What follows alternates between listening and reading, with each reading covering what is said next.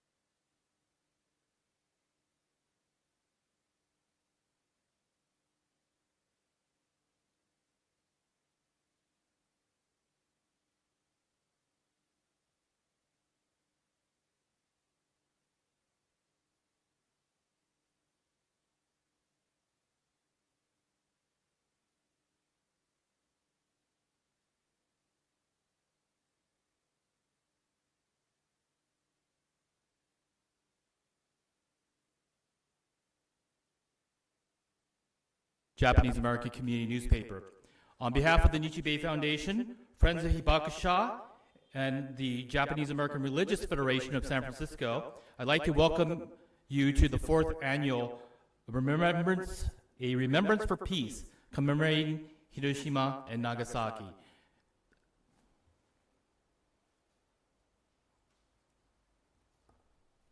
Hello, my name is Mari Matsumoto of Friends of Hibakusha, which was formed 41 years ago as a support group for atomic bomb survivors. This includes supporting the biennial medical visits by doctors from Japan to perform checkups on Hibakusha in America. We are proud to present to you this wonderful program featuring an interfaith ceremony, the interaction of Hibakusha and their descendants through a moving lanterns of remembrance ceremony, a litany for water offering, and the presentation of the moving film Pictures from the Hiroshima Schoolyard, written and directed by Brian Reichart and produced by Shizumi Shigeto Manale.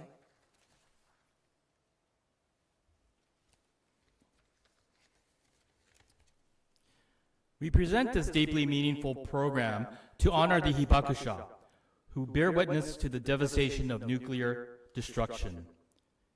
As we continue to lose our beloved Hibakusha, we wanted to offer a solemn occasion to reflect upon the dangers of nuclear devastation and the urgent need for peace in these turbulent times. The world has not witnessed a nuclear attack in 78 years, largely due to the collective voice of the Hibakusha. But as you know, there are current challenges to world peace, as witnessed by conflicts in Ukraine and around the world. So it is important to be vigilant. This is what makes today's program all the more important, to educate ourselves by listening to those with a moral authority to tell us firsthand about the dangers of nuclear holocaust.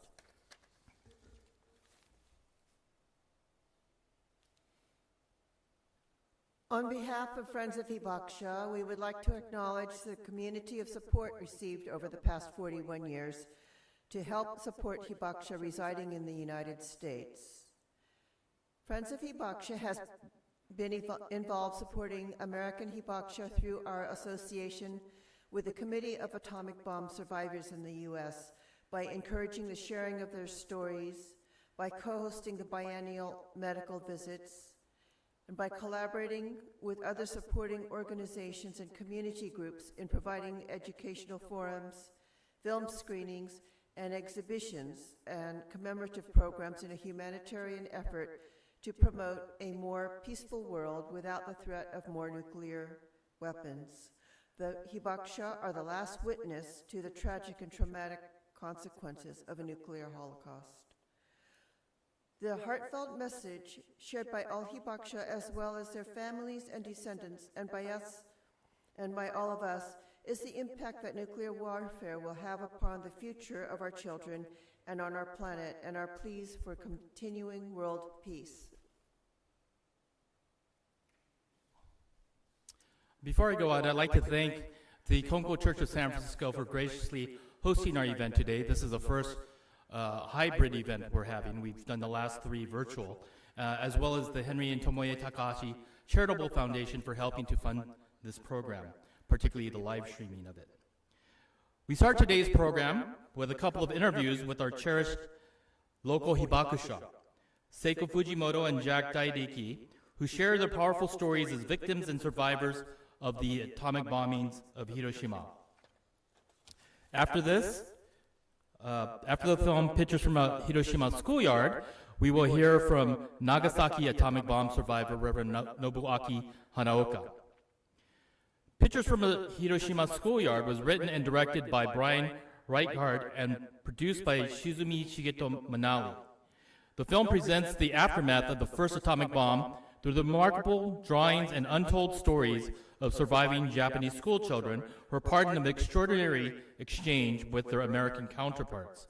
In 1995, a parishioner in the All Souls Church in Washington, D.C. discovered a long-forgotten box containing dozens of colorful drawings made by Japanese children from the Honkawa Elementary School in Hiroshima, just 2 years after the city was destroyed. The surprisingly hopeful drawings were created and sent to the church nearly 50 years earlier in appreciation for much-needed school supplies received as part of the school's post-war humanitarian efforts.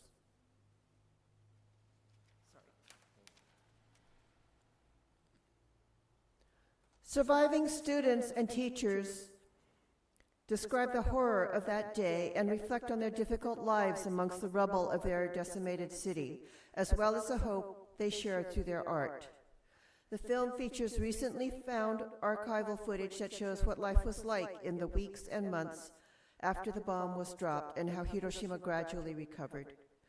The rediscovered drawings were restored by members of the All Souls Church who 70 years later embarked on an emotional journey to Japan to exhibit the artwork of the Honkawa School and reunite these surviving artists for the first time with the drawings they created as children. The artists and church members reflect on the lessons that resulted from a compassionate exchange nearly 70 years ago between American and Japanese children following a bitter and devastating World War. I believe this 70 years ago refers to when the film was made. Now it's closer to 80 years, almost 80 years ago. We will see videos of Seiko Fujimoto and Jack Dairiki, both survivors, and then the film, pictures of a Hiroshima schoolyard, and also Reverend Nobuaki Hanaoka, a Nagasaki survivor.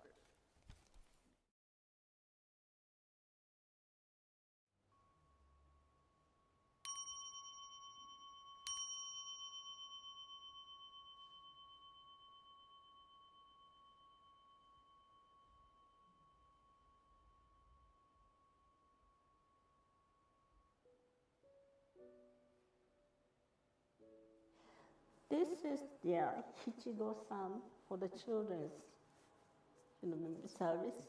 And then oldest one is me.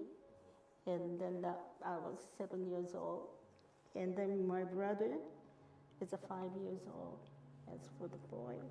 And then my sister is 3 years old. And this picture was done 1948, November 15th. Yeah. I moved to Hiroshima August 2nd or 3rd. I was up because we always up earlier in the morning, and then we had a dog. I remember now, we had a dog. But I was watching something coming down. That I remember,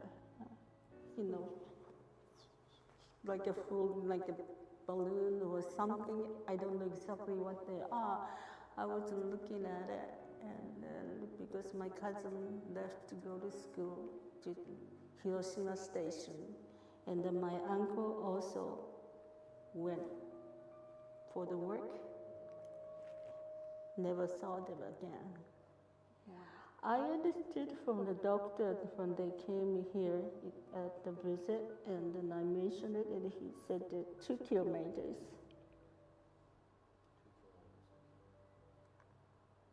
I only remember was the wind so strong. That's about it. And the next things I knew, I wasn't sure where I was going or anything. I really hold on to him, and he was just year and a half or so. It's everybody is running toward the river and then different ways. So I was too small. And then I understood from the nurse that the people who escaped, they brought you here. And then I only remember at the time was a lot of people were, never screaming or anything, that mourning with the pain, and then everybody had white things when you get the burn, they get the lightning. The nail burning, and then the meat burning, that smell, I still have it in my nose. Very much so. I think you have to be there.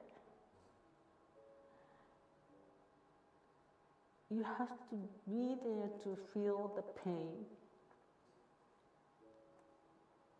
That pain is not easy to explain.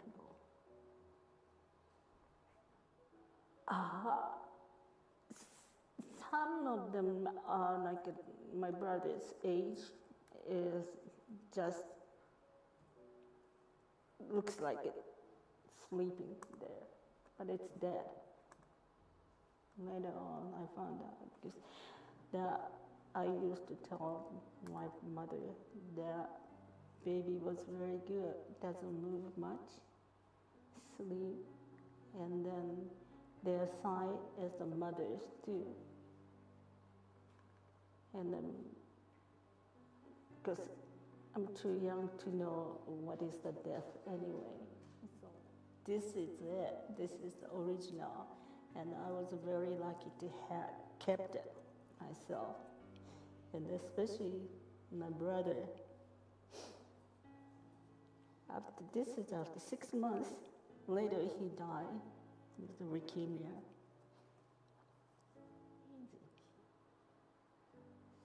So much of the pain, and then they have to die.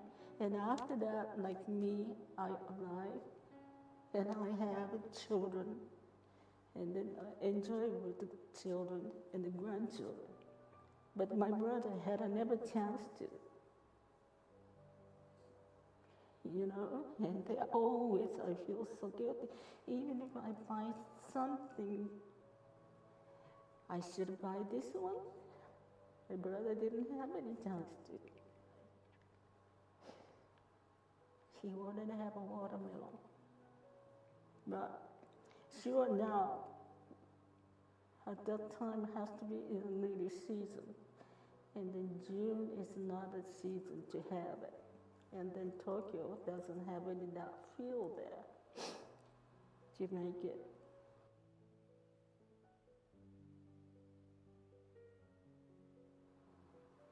So I couldn't eat watermelon. I never touched it after my brother died.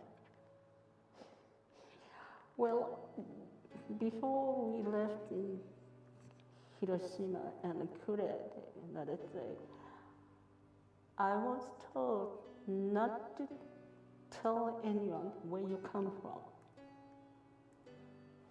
You are not allowed to say anything about Hiroshima. And we couldn't understand why, but that was the word from my parents.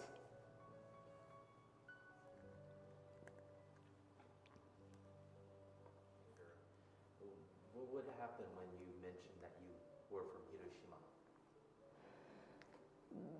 That was really the long time left. That probably I was in high school, the girls of the high school. And then they said, oh, wow, you are in atomic bomb. Yes. And then said, my mom said, you shouldn't tell those things because if you do that, no one get married with you. So just don't say it.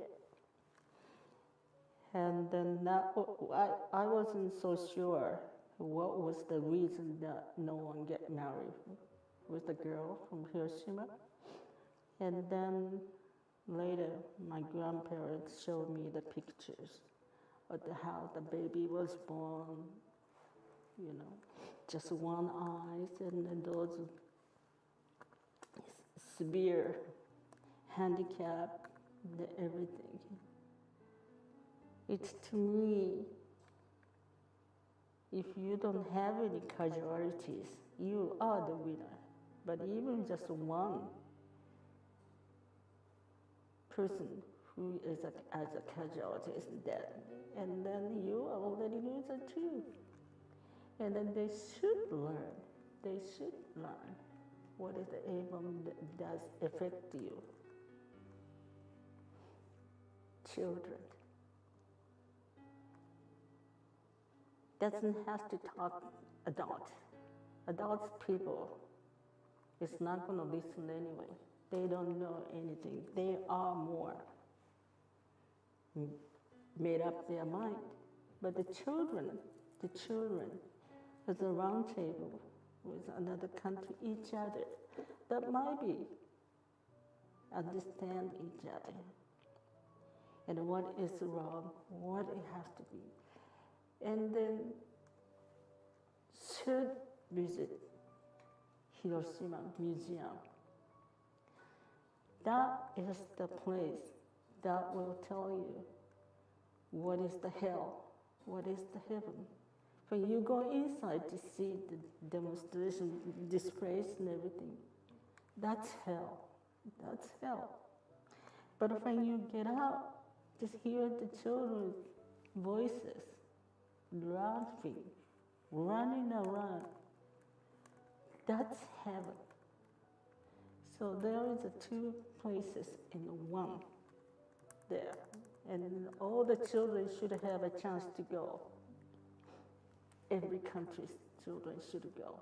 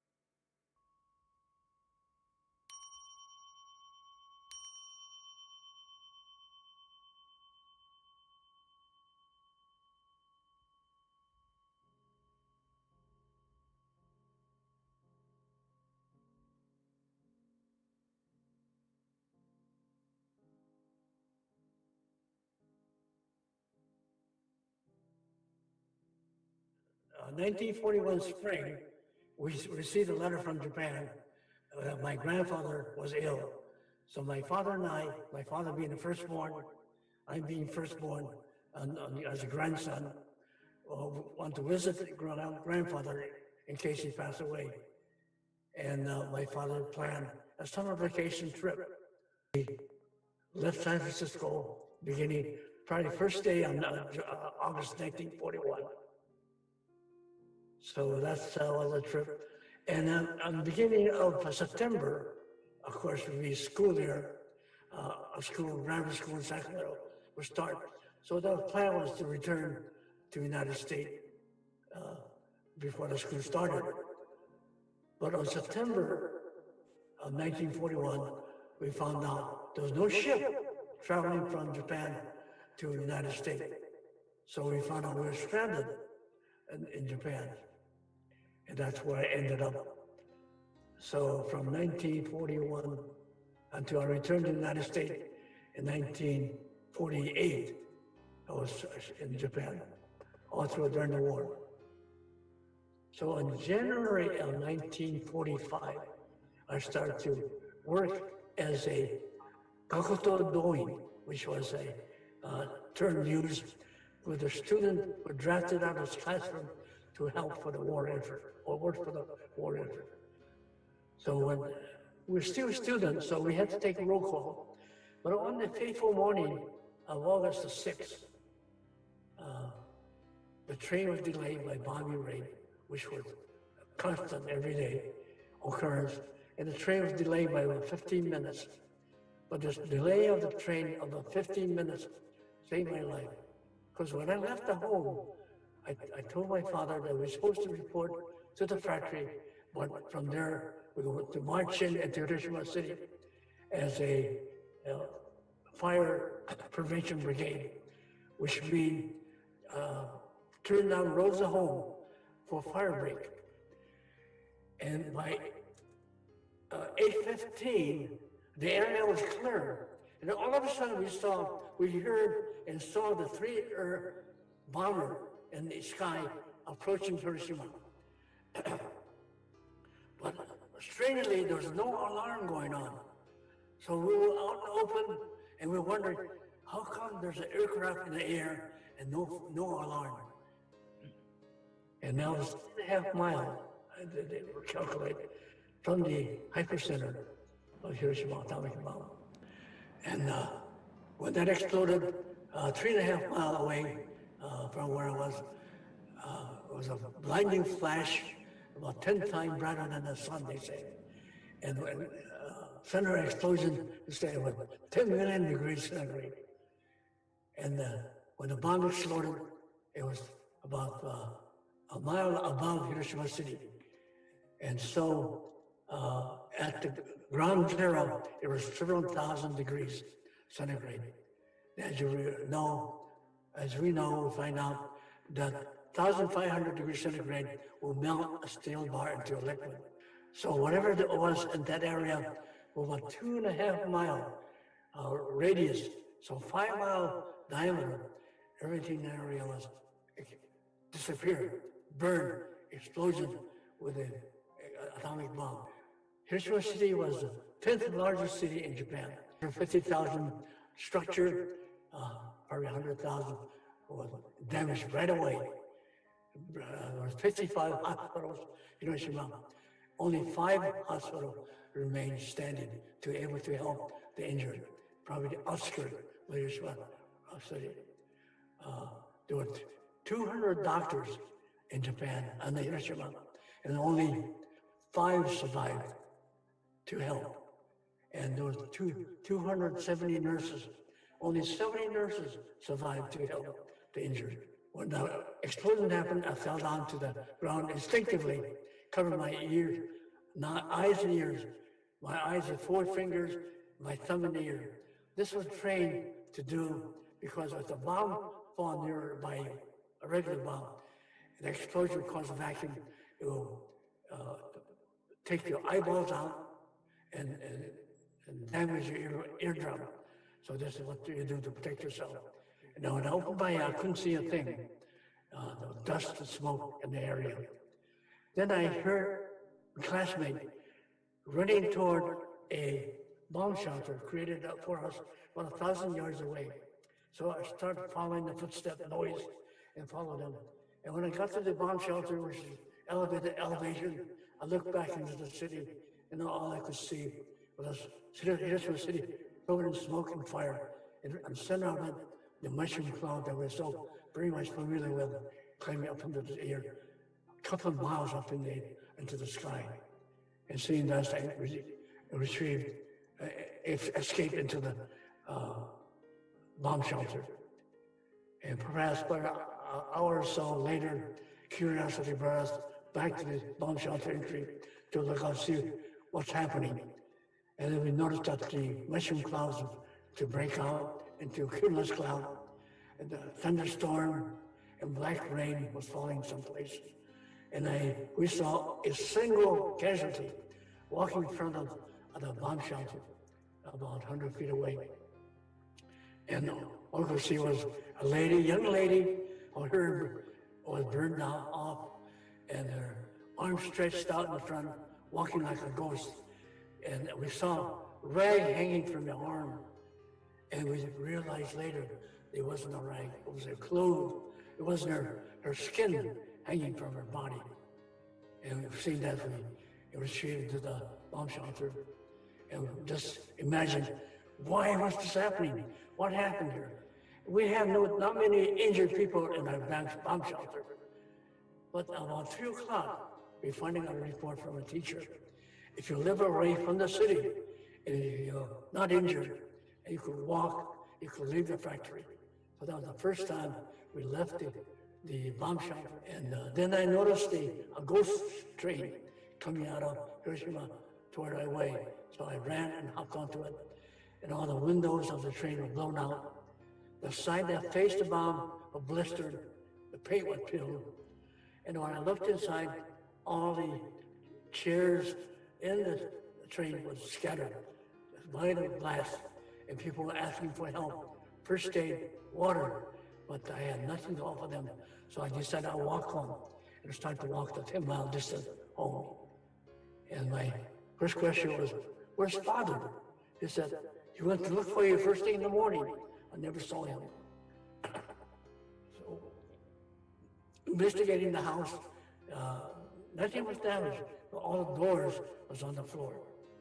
And mostly 90% sliding doors. So we were able to use the house intact. And after dinner, Father came home at 9 p.m. and he told us what happened to him. He went to the factory to inquire about the students, and the factory was just a chaos. People running around in a circle, and he couldn't get any answers. So he assumed I went marching into the city with the class. So he went to the bridge to cross into the city, but the MPs stopped them. Nobody to enter because people were escaping from the city. Fire was burning, and Hiroshima City will burn about 3 weeks. So he said, walking through the city, it was like walking through hell. And the river, there were 7 rivers in the city, and most river was covered, 99% covered with dead body floating in the river. But people trying to escape the fire, the heat, jumped into the river and drowned. And that's what he reported when he came home. But one thing we noticed that my aunt was missing. She left at 7:30 train early enough to get to her working spot. Third day, miraculously, they came across a young lady of a 19-year-old. And when they called her name, she didn't really answer, but she just groaned. And looking at her, she looked like my aunt. So they brought her home. It was fortunate it was my aunt. And they tried to take her to her burn, but there's no doctor or hospital available.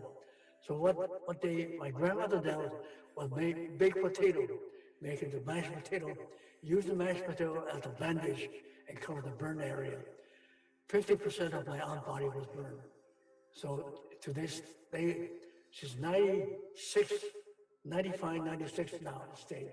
So I try to get back to the United States as soon as possible. But it took me 3 years to get any approval to travel back to the United States. Weapon news. We had no idea, of course, of an atomic bomb and the radiation effect. And we were trying to educate the world about this. It's a poisonous bomb, and it linger in your body to remaining for hundreds of years. People who live downwind from the atomic bomb get affected. Even if there are no injuries to them, if you get doused by the black rain that came out of the cumulus cloud, the thundercloud above Hiroshima, if you get doused by it, a week later they start to bleed from the gun, nosebleed, and the hair start to fall out. And there's a radiation effect and die. A couple of weeks later, they pass away. We know about record and try to tell the people. And the survivor, they want, the women especially, they will not expose themselves to being, they saying they're Hibakusha or the victim of the radiation because nobody will marry them. Their offspring, if they have offspring, will be affected by the radiation and it might be a deformed body or there's no baby will be born by the effect of the radiation.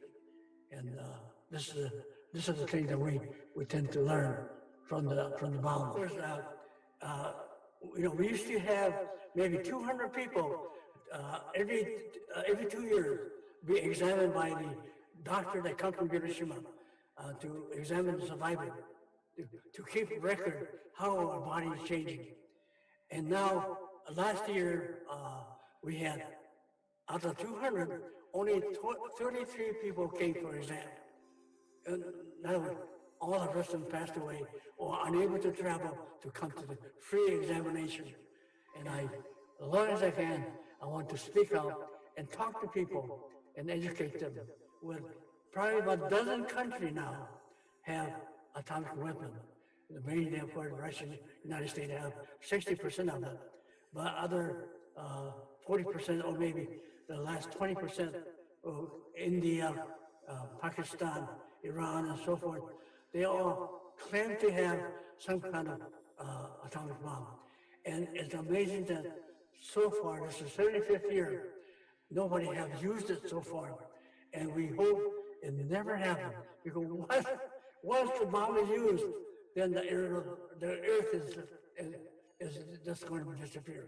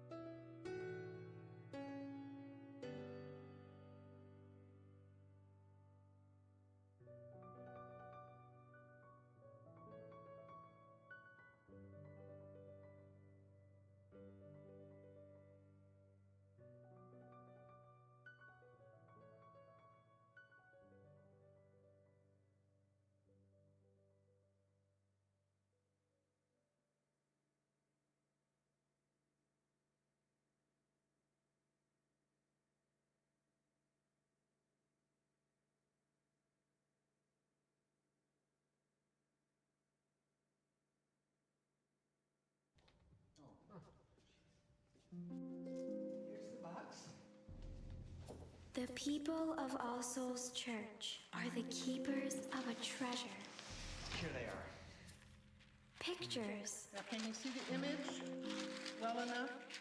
It was later discovered that these drawings were made by the children of Honkawa Elementary School in Hiroshima, Japan, 2 years after their city was decimated by a single bomb. They were given to the Children of All Souls in 1948 in gratitude for donations received after a bitter war. The pictures were aging, fragile, and fading, so the people of All Souls had them restored. Their vibrant colors were made bright again, as bright as they were on the day the Hiroshima school children brought them to life, so that their message of hope could be passed on.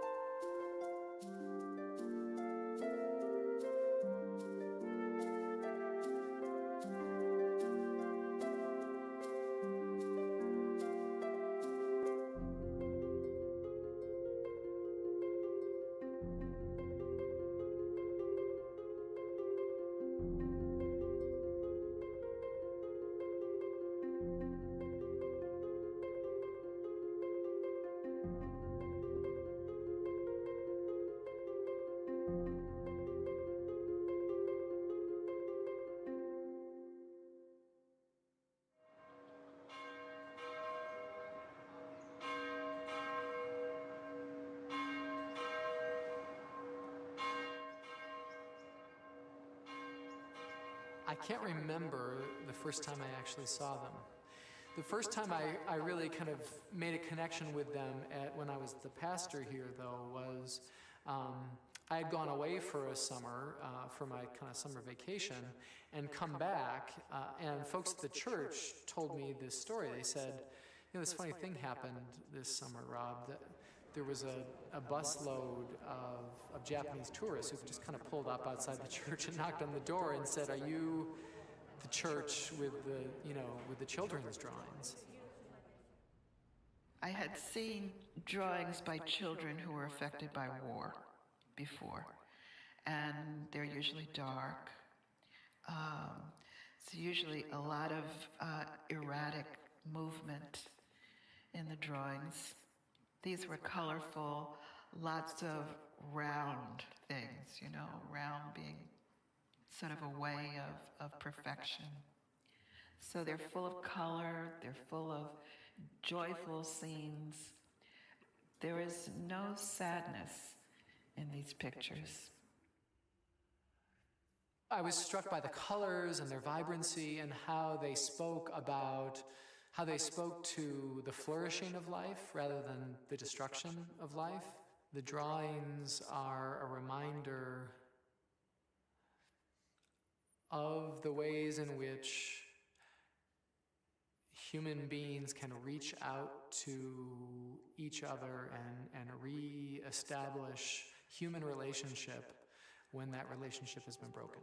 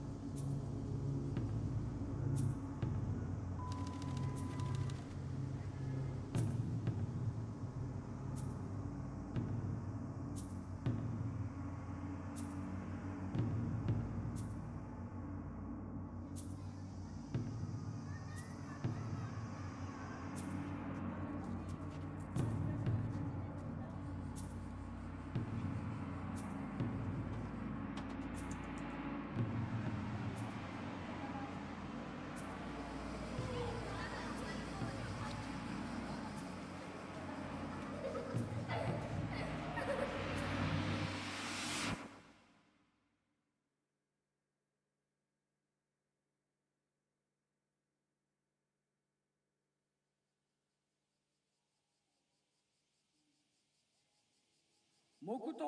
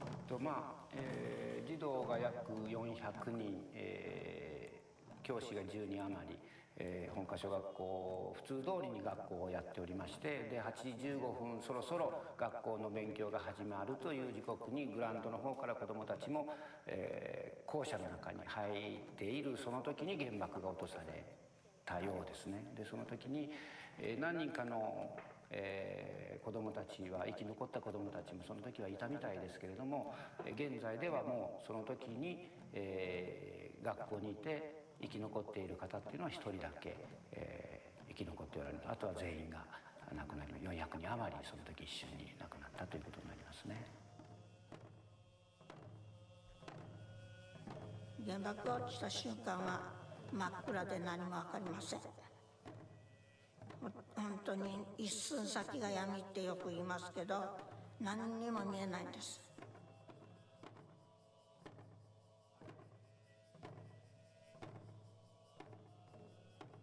学校に登校中だったんです。それで学校の門のところで友人のおばさんに呼び止められて、で1メートル前に同級生のおばさんが立って、それで話してた。でふっと空を見ると真っ青な空にね B29 の飛行機雲がブーッと来るわけですよ。でバーッと光って、でその強烈な光を受けて一切記憶がなくて、で少し明るくなったので運動場へ出たらもう火の海でしたね。逃げ場がなくってそこに立ちすくんでました。校庭の様子はもうみんな焼け死んで、運動場で遊んでた子はみんな焼け死んだみたいです。で気が付くと背中の上には学校の塀が斜めになってのしかかって、で体を跳ねのけて、で夢中で這い出して、で前を見ると同級生のおばさんっていうのが反対の歩道に吹き飛んで、でその人真っ黒け、それで白い目玉だけがギラッと光って僕を見てるわけで、一人助かってましたけど真っ黒焦げで、名前を聞いたら同級生の名前を言ってました。で川へ先生が連れて入って小舟が止まってたのでそこに乗せたらその子は亡くなりました。走ろうにも走れない。前方は全部幽霊の格子、こう皮膚を垂らしたね、あの人たちがこういうふうにみんな逃げていくわけです。だから川に入って私と和子さんとで女の先生2人と4人で、それでまあもう川の真ん中は死体だらけでどんどん死体が流れていって、おふくろは無事で助かったけど、だけど親父と長女と弟は家の下敷きになっていましたけど、和子さんも何十年かして私がもう亡くなった湯崎先生方にお尋ねしたら死体探してくださって、私と別れた1週間後に亡くなったということをお聞きしました。ですから結局児童で私一人だけ助かってます。でおふくろはあの日にね産気づいて、で女の子を産んだんです。後に智子という名前つけてね、でその子が4ヶ月生き残って死んだ。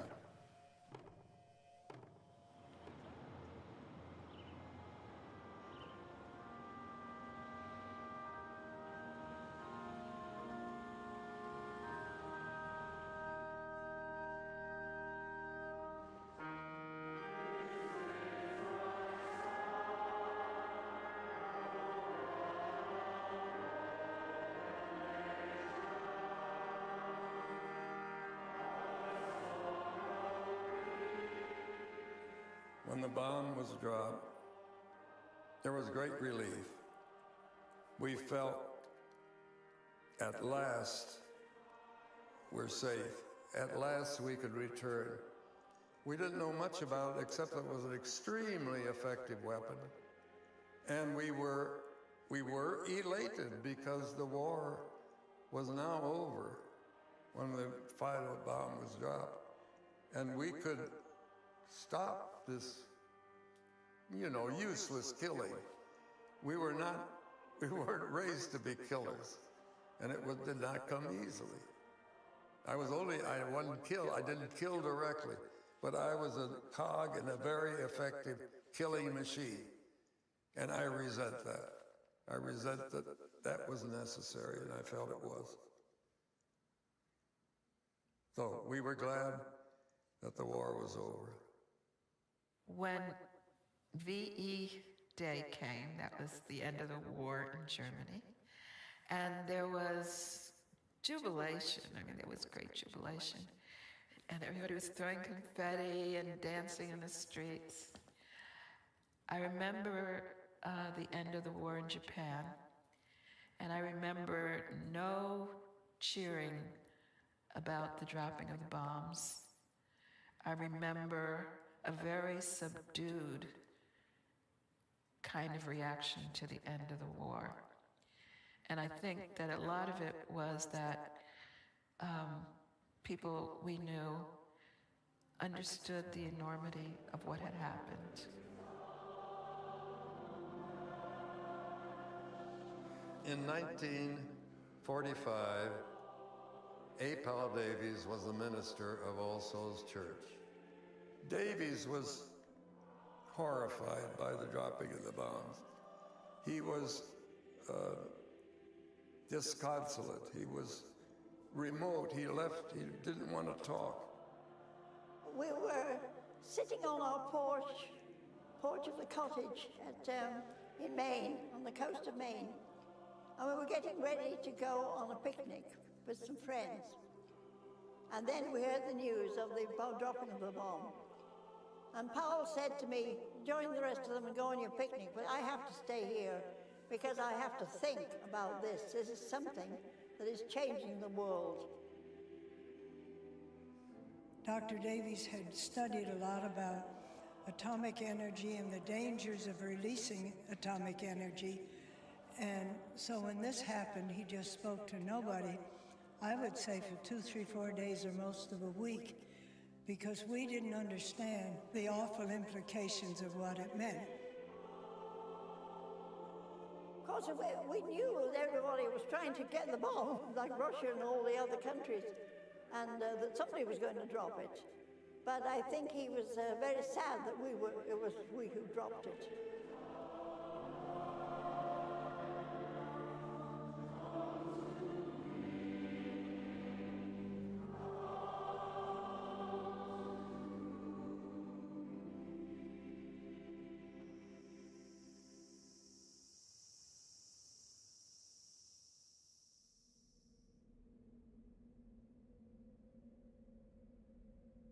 Hiroshima completely was blown away.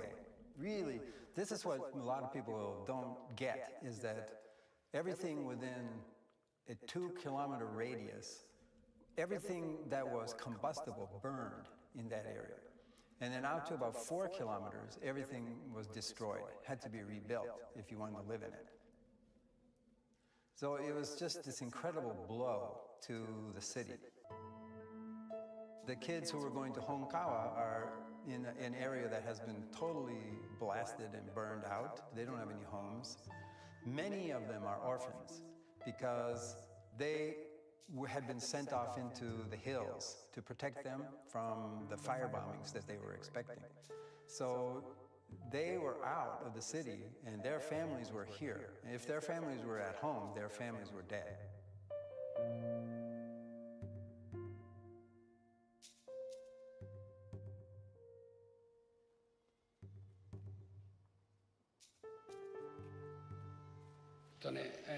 小学校2年生の時に田舎で母親の里の田舎でねわら草履を作りよったんですよね。そしたらピカッと光ってそれが原爆で後からね分かったんですがねキノコ雲がボコボコ出よったですね。初めはね鏡でパッと誰か照らしたかなと思った感じだったんですね。原爆にあったのはね私のいとこの両親がいとこは疎開して助かったんですよね。お母さんの方はね、もう体に中にガラスがかかって朝ね、お父さんの方はね、ちょうどトイレに入っとって全然何も傷はないんだけど腹が膨れてね、1ヶ月ぐらいで死にました。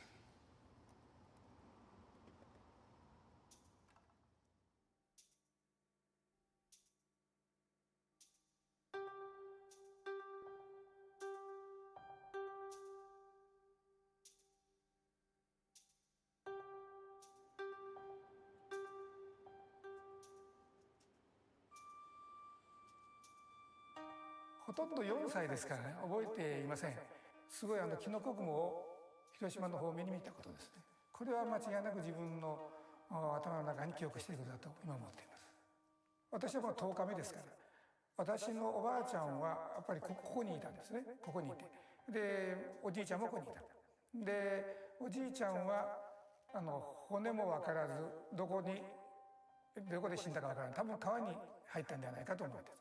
おばあちゃんはさっきのその親戚の家まで帰ってきて、途中で力尽きて倒れていって、ご近所の人がそれで拾ってこられて、それで家に帰ったんですが、3日後に亡くなっています。全身やけどで船で広島に帰ってきた。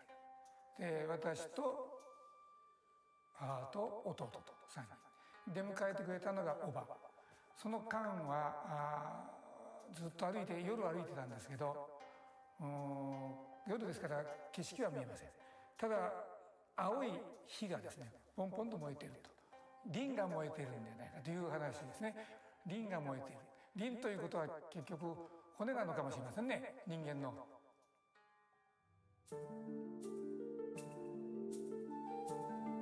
When they found out that this is an atomic bomb and had this new thing called radiation, no one knew what that meant, and immediately there was this rumor that nothing would grow here for 75 years. And there was very serious talk about moving Hiroshima and having it, just go up and down the coast somewhere and abandon this area. But it didn't happen, and it didn't happen mostly because people just came back, and they came back worried that they were going to lose their territory, their land, if they didn't come back pretty quick. So they came back in and they built these little shacks right in the middle of the ashes, and they started bringing the thing back. And even that was controversial. Some people were saying we shouldn't allow this, and actually people were getting sick, especially until the Nagasaki typhoon, which happened about a month after the bombing, a little more than a month. A lot of survivors say we were all sick and getting sicker for a month, and then the typhoon came and cleaned out the city, and after that we started getting better. All of this was a very uncertain time. Are we going to rebuild this city, or are we not going to rebuild this city? And then plants started growing. So the people who said that nothing is going to grow in 75 years were wrong. They really got hope from these plants. Now they're definitely determined to rebuild the city.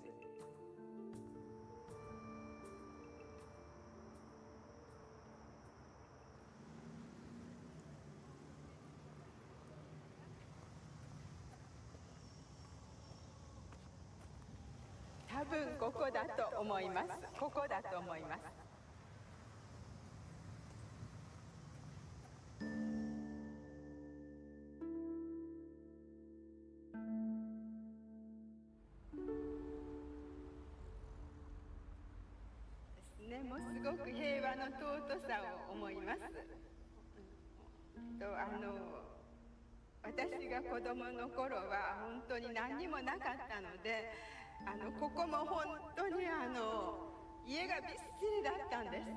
でその家も本当狭い畳が1枚か2枚ぐらいの家が全部にここ並んでたもんですから、もう今はここ本当に綺麗になったなと思いますし懐かしいです。でこの相生橋のこの欄干が全部なかったと思うんです。でこの川はですねすごく綺麗で、海藻が生えてて、で私たちは食べるものがないので岩についてる海藻を取って海苔を作って食べました。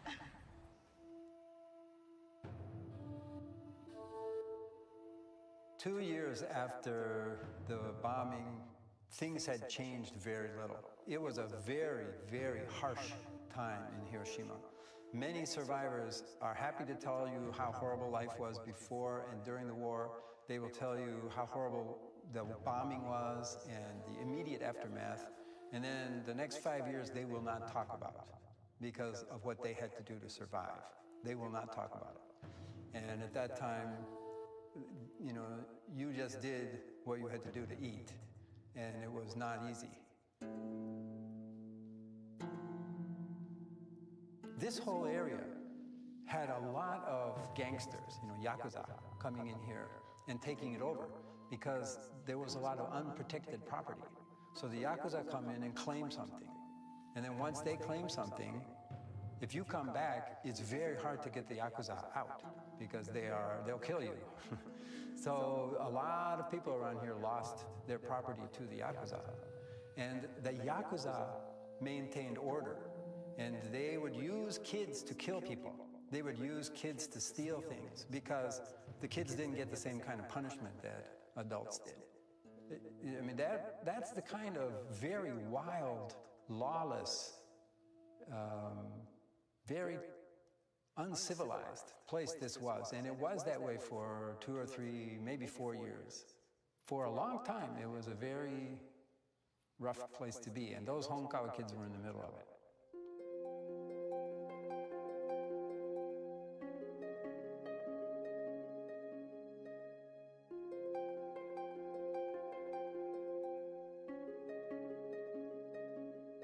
鉄道草といって雑草なのですけども、その雑草がたくましく瓦礫の間からどんどん伸びていってるんですね。で、大人たちがそれを見て、草がこうやって焼け跡からぐんぐん伸びていると言って、だから自分たちも頑張ろうって言ってる感じを私は子供心に感じまして、大人たちはそうやって今のこの状態からまた新しい出発だって言ってみんなで誓い合って励まし合っているのを、見たわけです。で、子供心にもああそういうことなのかと思いましたけど、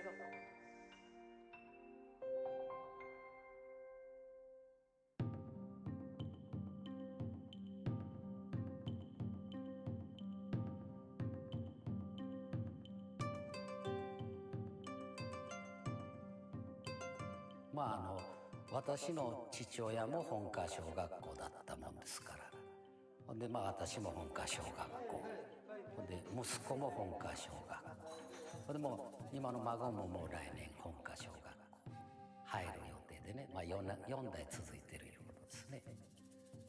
もう建物自体はもう鉄筋だけでね、木類木造は全部焼けてましたので、もうコンクリート、全部がコンクリートですね。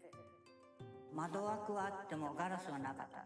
それでこうにこうね、窓枠がこう鉄ですからね、ここに曲がっとって、教室はこんな感じですよね。こういうところに机も椅子もね不足がちで、それでクラスの人数がね60人近く、1クラスが60人ぐらい。雨が降ったらザーザー降りでみんな教室の隅に寄る。本当に何にもない学校だったね。小学校の私たちの教室は2階だったんですけど、原爆ドームがありますね。ですけどガラスがなくて、そこにボール紙を貼って窓から風とか雨を防ぎました。そしてそうすると部屋の中が暗くなるわけですよ、お昼でも。だけどその薄暗い中で授業を受けたのを覚えております。椅子とか机もだいぶ寄せ集められて数が少なくて、でみんなで椅子が少なくて2つ椅子を並べて間に板を渡して3人かける。新米でしょ。それでね、今頃の子供のようにないからね、国語の本出してくださいと私が命令したら、の子の子供は、はい、これですか、これですか、これですか言うわけ。だけども、期間巡視してね、違います、違います、違います言うて言おうもんなら、1時間がすぐ進んで。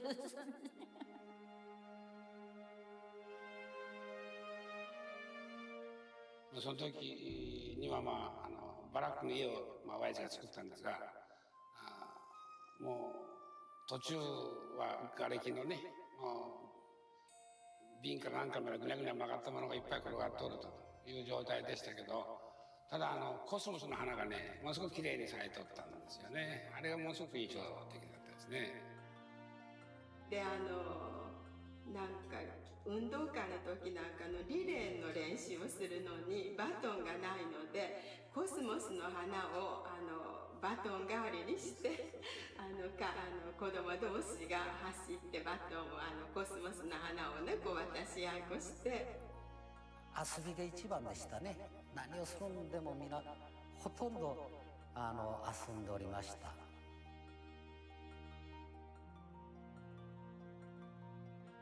だから2年生さん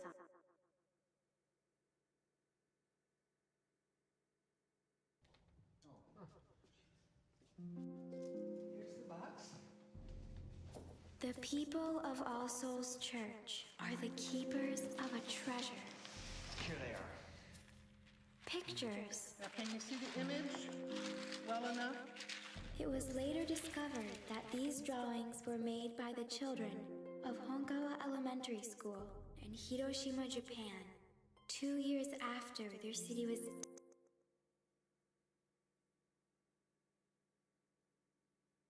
父親も本科小学校だったもんですから、ほんで私も本科小学校、ほんで息子も本科小学校、ほんで今の孫ももう来年本科小学校入る予定でね、4代続いてるいうことですね。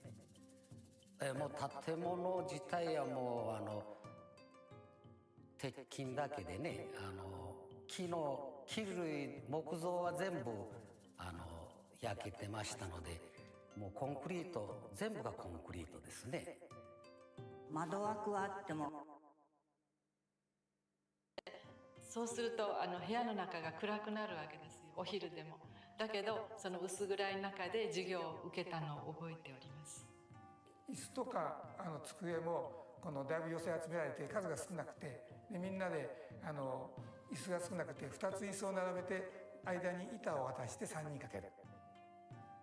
新米でしょ。それでね、今頃の子供のようにないからね、国語の本出してくださいと私が命令したら、子の子供は、はい、これですか、これですか、これですか言うわけ。だけども期間巡視してね、違います、違います、違います言うて言おうもんならね、1時間がすぐ進んで。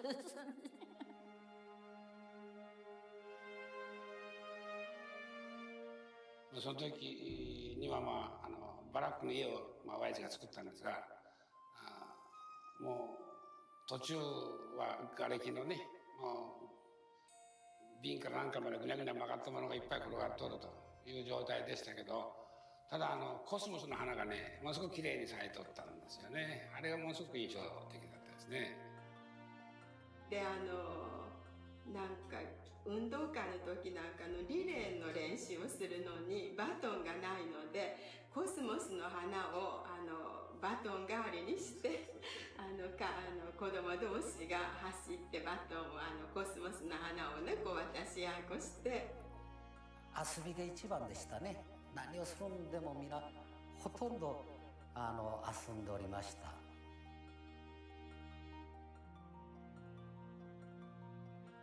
だから2年生3年生というふうに本科小学校その時にこの絵を描いたんだと思うの、2年生の写真です。これだけが1クラスですからすごい多いよね。だけどねすごい今懐かしいんだけど、もうすっごくみんなねなんか嬉しかった、でこの子がとにかくだけど全部泣くだけにはいないから、でも終わったら勉強で終わったらシャーッとみんな外で出たから外出てたよ。それで前が川じゃないですか。川で泳いだりしたもん。それから私の今記憶ではすごく先生がすごかったね。もう前向きのっていうかね、なんか教えてやろうっていうね、先生が嬉しかった。確かに原爆っていうことは辛いことであるけど、でもすごいみんなでこうね、手を結び合って仲良く前向いて未来向いて生きていこうっていうか、学んでいこうっていうものがすごく強かった。お友達と一緒に。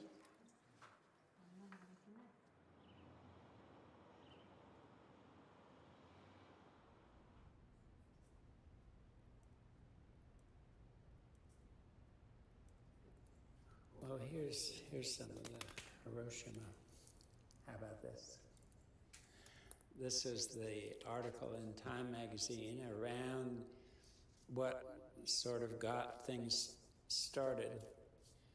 On November 13th, Dr. Davies was giving the sort of Armistice Day sermon, and as he, about 3/4 of the way through the sermon, he held up the newspaper which had this picture in it of the Navy people cutting a cake in the shape of the atomic blast. And he started haranguing about this. He said, this was in the paper this morning. And what does this say about us as a culture? And what would other people think about this? And this is outrageous and so forth.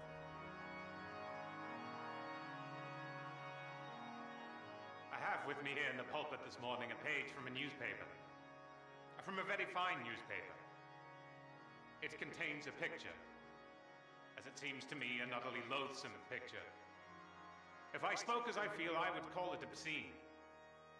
It is a picture of two high naval officers and a very beautiful lady. They are in the act of cutting what is called an atom bomb cake. And it is indeed a cake shaped in the form of an atomic explosion. The caption says it is made of tiny angel food puffs. How would it seem in Hiroshima or in Nagasaki to know that Americans make cakes of angel food puffs in the image of that terrible, diabolical thing that brought sudden death to thousands of their friends and a lingering, loathsome death to thousands of others?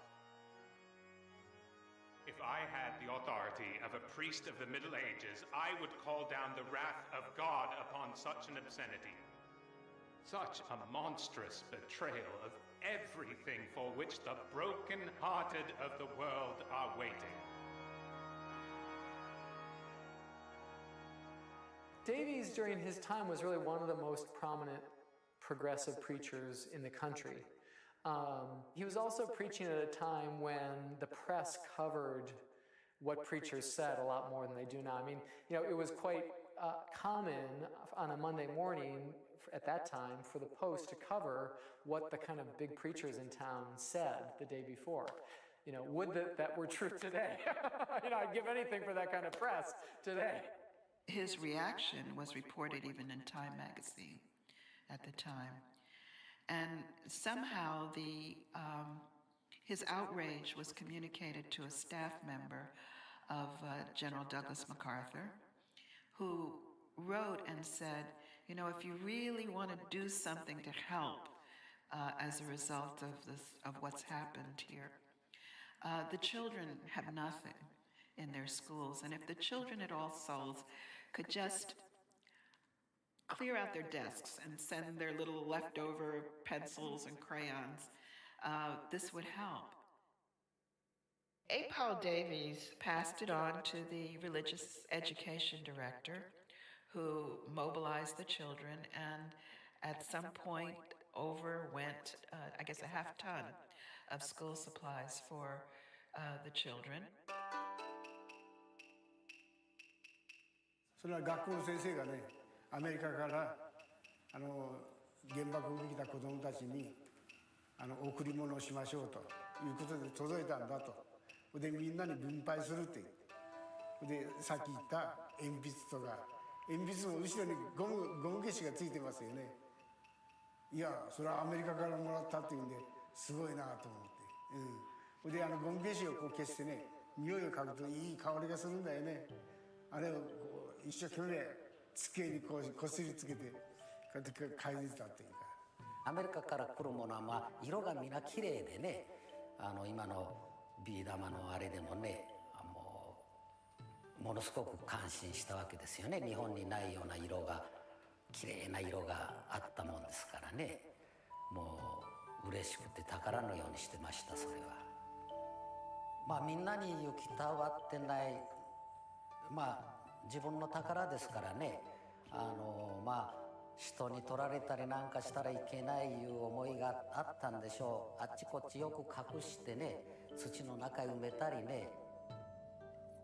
当時日本ではラムネの中に入ってる本当に色のないシンプルなビー玉しかなくて、アメリカのビー玉はものすごく綺麗でもカラフルで宝石のように美しかった。でそれが欲しくて僕はそれ欲しかったんだけども私には回ってこなかった。でそれだけ覚えてる。で実際何もらったか覚えてないんです。大変申し訳ない。アメリカンスメル、匂いがすごくグッドスメルだったんです。ノートとかペンシルのっていうのをみんなこうして匂ったんですよ。それでアメリカってこういう匂いがするんだってみんなで言ったのを覚えてますね。すごく嬉しかったです。でもみんな不思議があるよね。こんなになんか鮮やかな色、なんでこんなに鮮やかなっていう不思議よね。だけどただ12色とか18色じゃなくて、おそらく24色の綺麗なクレパスをいただいたと思うの。だからこういう風な綺麗な紫とかあらゆる色がある、これができたと思います。The young people over there were, we are told, so appreciative that by way of thanks, they sent all the work they'd done in the spring in their art classes or however it was taught. Hankawa sent drawings as a gesture of thanks. And along with it, I think they had a couple of dolls and I think a scrapbook of cartoons. It came as a great surprise here, and everybody was delighted.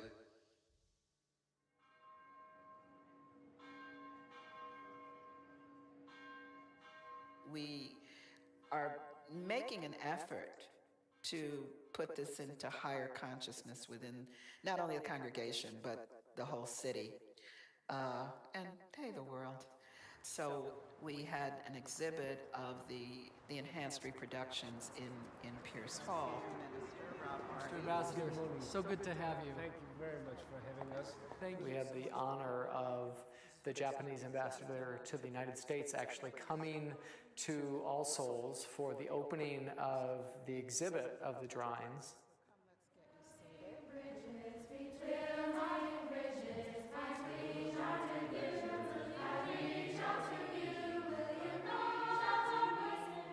It was this beautiful kind of multicultural service that celebrated Japanese culture as well as American culture.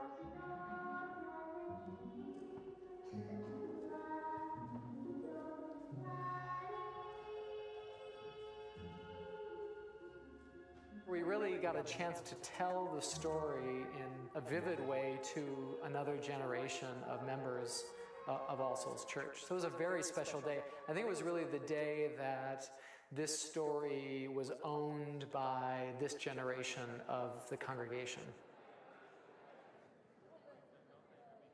For the purposes of the church, it was to show the church's history and relationship and caring for these drawings that, represented, a bond between the children at All Souls and these Japanese children who had suffered so much. It feels like both the culmination and the beginning. The culmination of over 50 years of this incredible story that we lost the thread of for so many years, and now we've picked it up again and we're going to take it forward.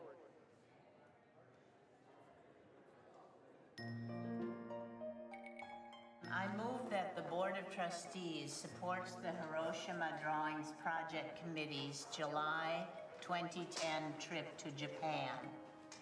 The committee will be taking 17 of the original Hiroshima drawings by Japanese the pictures are going back to Japan, and they will be reunited with the artists who drew them. All those in favor say aye. Aye. Opposed? Abstained? Passed. And again, thank you so much.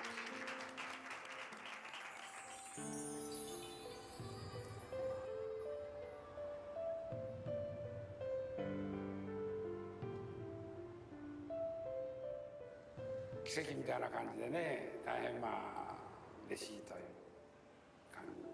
感激の状態ですね。はい、素晴らしいですよね。まさかこういう絵が60何年ぶりに出てくるっていうのは全然知らなかったけどね。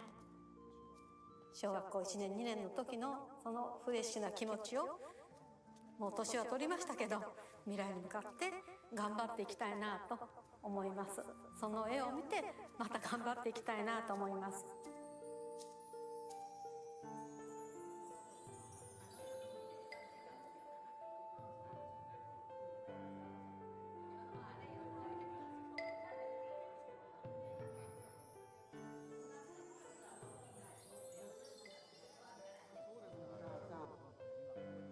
やっぱり本科小学校でやるのがもう一番ふさわしいということに皆さんの総意もあって決まりました。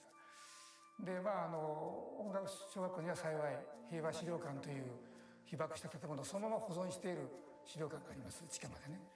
でそういうそこに今展示しようということで、我々決めたんですけど。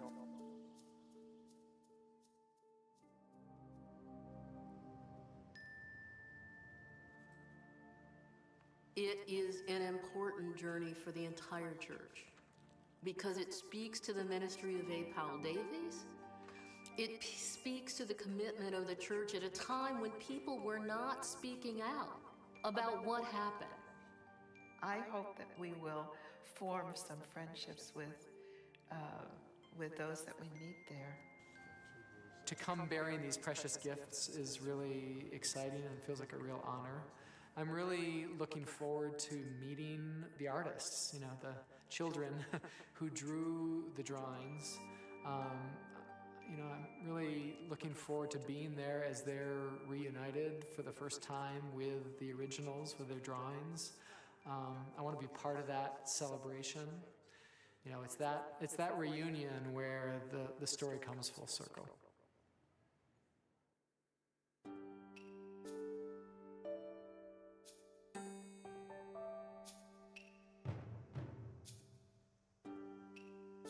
Kaya 先生っていう先生は多分兵隊さんから帰ってこられて厳しい先生でした。男の先生まだ若くて、それで私たちはその厳しさが当然のように受け入れられたんです。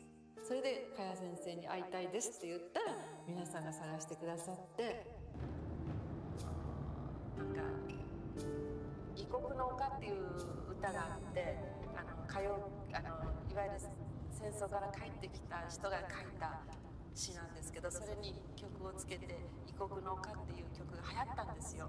で今日も暮れゆく異国の丘にっていう曲なんですけど、その歌が先生とっても好きで、黒板にバーッと一回いきなり歌詞をですね1番から3番までバーッと書かれたんですよね。それがKaya先生にはすごい感銘した曲だったんじゃないのかなと思って、じゃあきっと先生も友人を亡くされたのかなっていうのが時は分かりませんでしたけど、何年か経って先生がそれを何かの形で生徒に伝えられたかったのかなと思いますけど。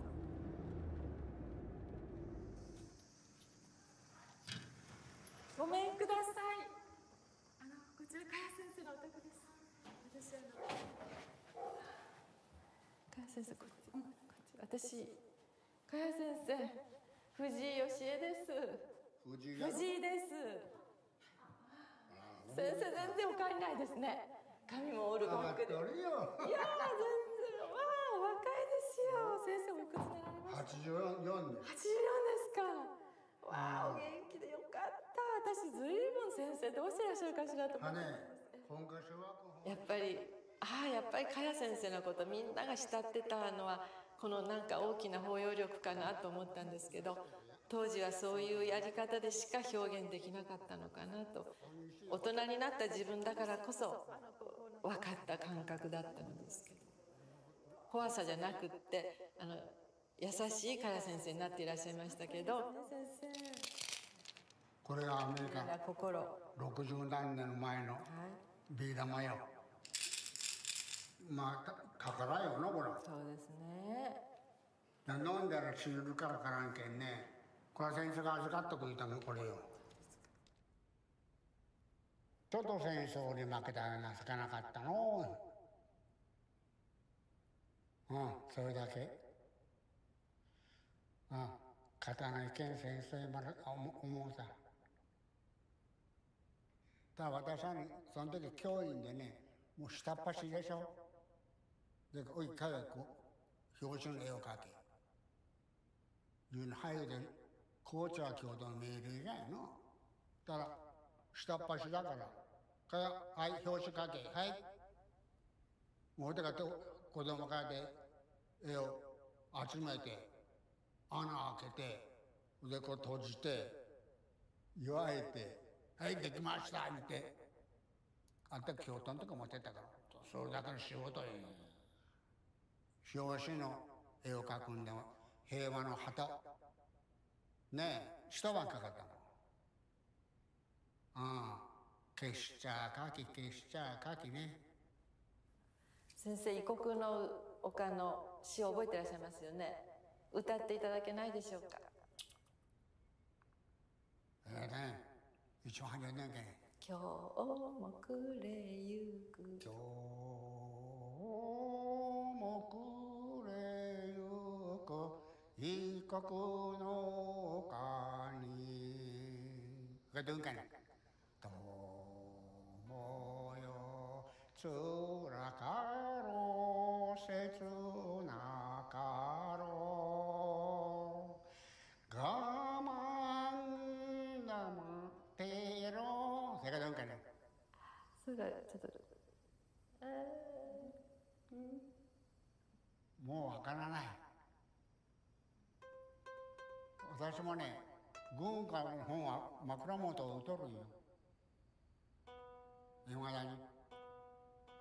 時々ね、このベッドでね、寝てね、一人歌う。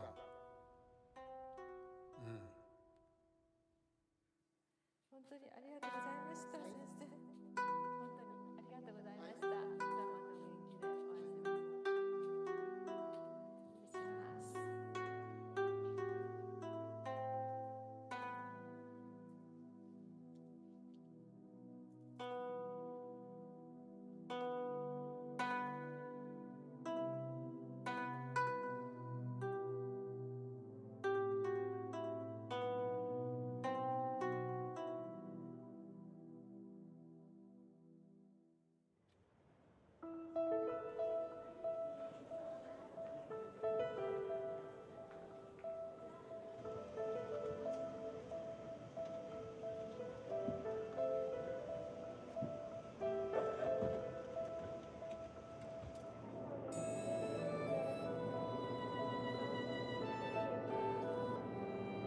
失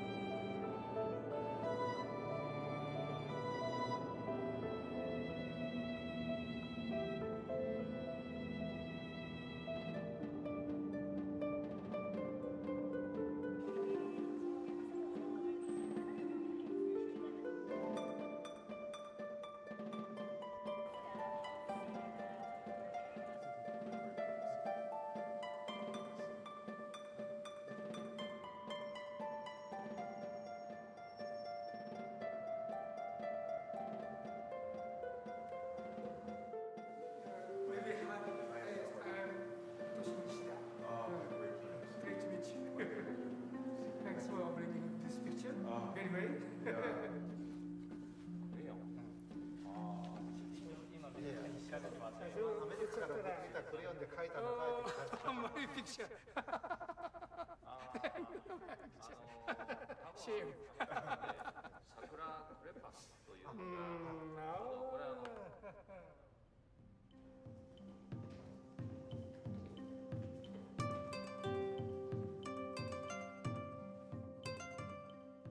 展示会のスペースは、当時は水が溜まってました。水いっぱいでした。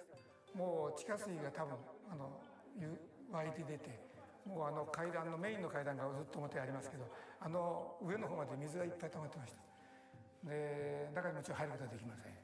で僕らはもうみんな噂していて、あそこに来ると死体が浮いてるともうみんな噂し合ってました。大変怖いところでした。いわゆる微調整をするから。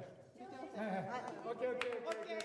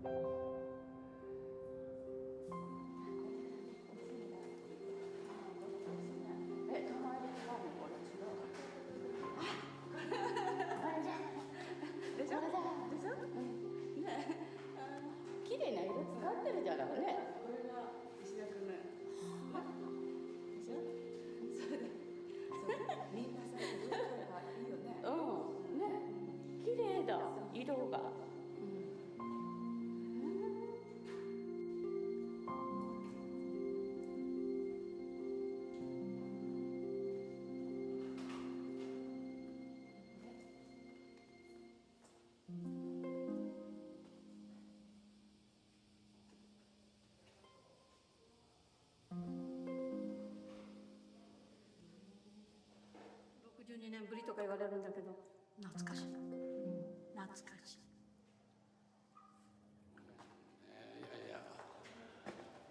これ大物かいなと思ってね。いや色が変わってないよね、全然ね。描いたどうしてこう変化してあるのかなと思うぐらい。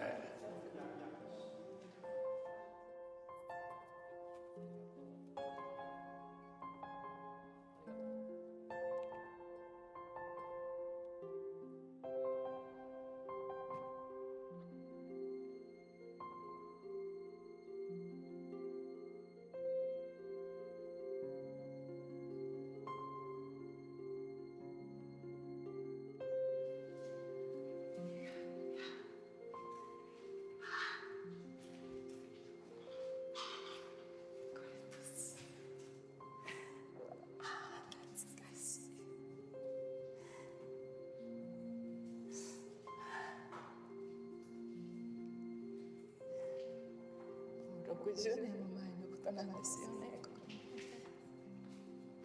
うわ、本物に会えて嬉しい。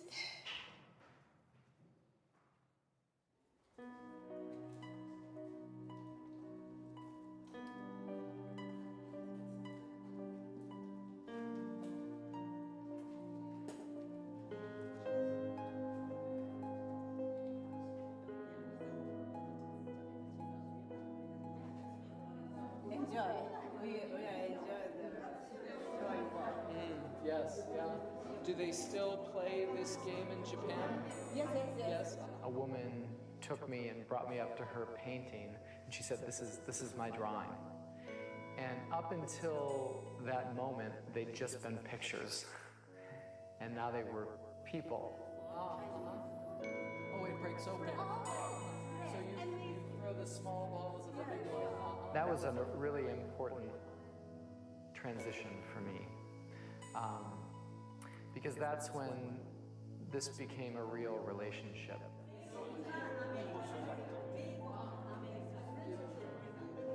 And we always love in Washington this little girl here who's picking the flowers. Well, it is beautiful. And it's the excitement of seeing the whole thing, all the colors are there. And seeing people look at it and realizing that people value it as much as we do. And so we're so excited about the reception they've gotten. Pencil and crayon. On the crayon or the pencil? That's right. Pencil and the crayon, yeah. I always loved the baseball cap. Do you remember drawing? Yes. You do remember. Very good.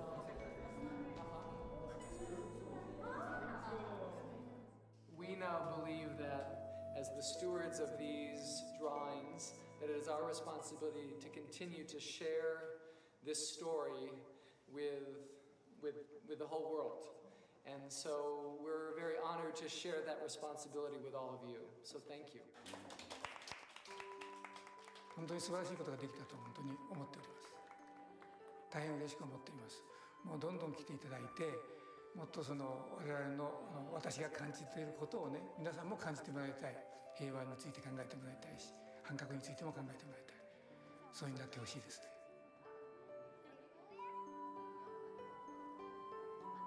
絵の展示会によってまたみんながいろんな意味で平和っていうことを考えて子供心にもそういう気持ちがあってそれで大人になってその絵に再会できたっていうこととそういう気持ちを大事にしてくれたアメリカっていうことがすごく私にとっては感謝です。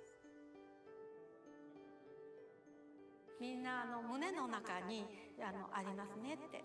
だからその胸の中に平和という灯火をどうか燃やし続けて大人になっても燃やし続けてくださいっていうふうな皆さんが次の平和を築く後継者の方なのでっていう話をしたと思います。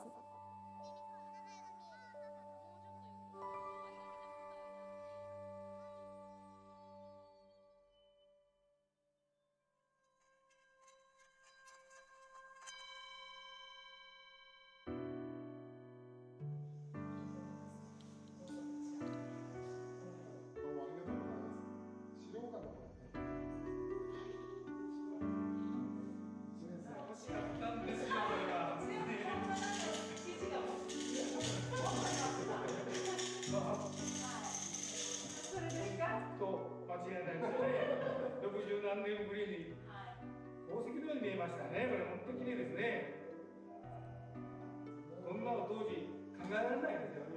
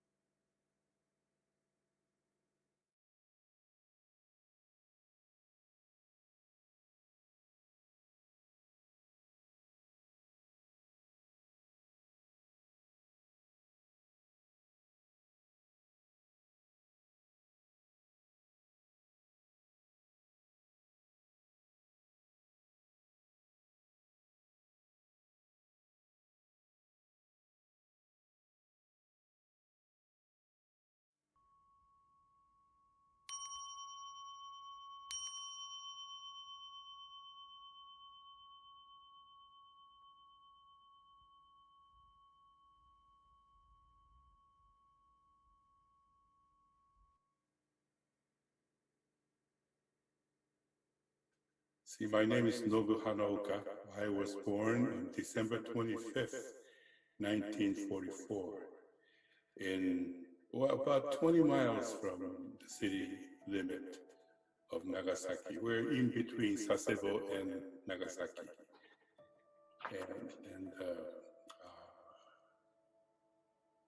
So in a way, we are downwinders.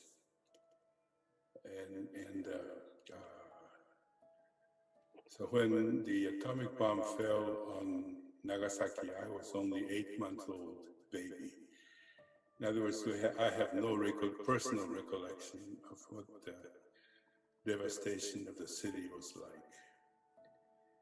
And people who saw the devastation of the city, the bodies piled up, still smoldering,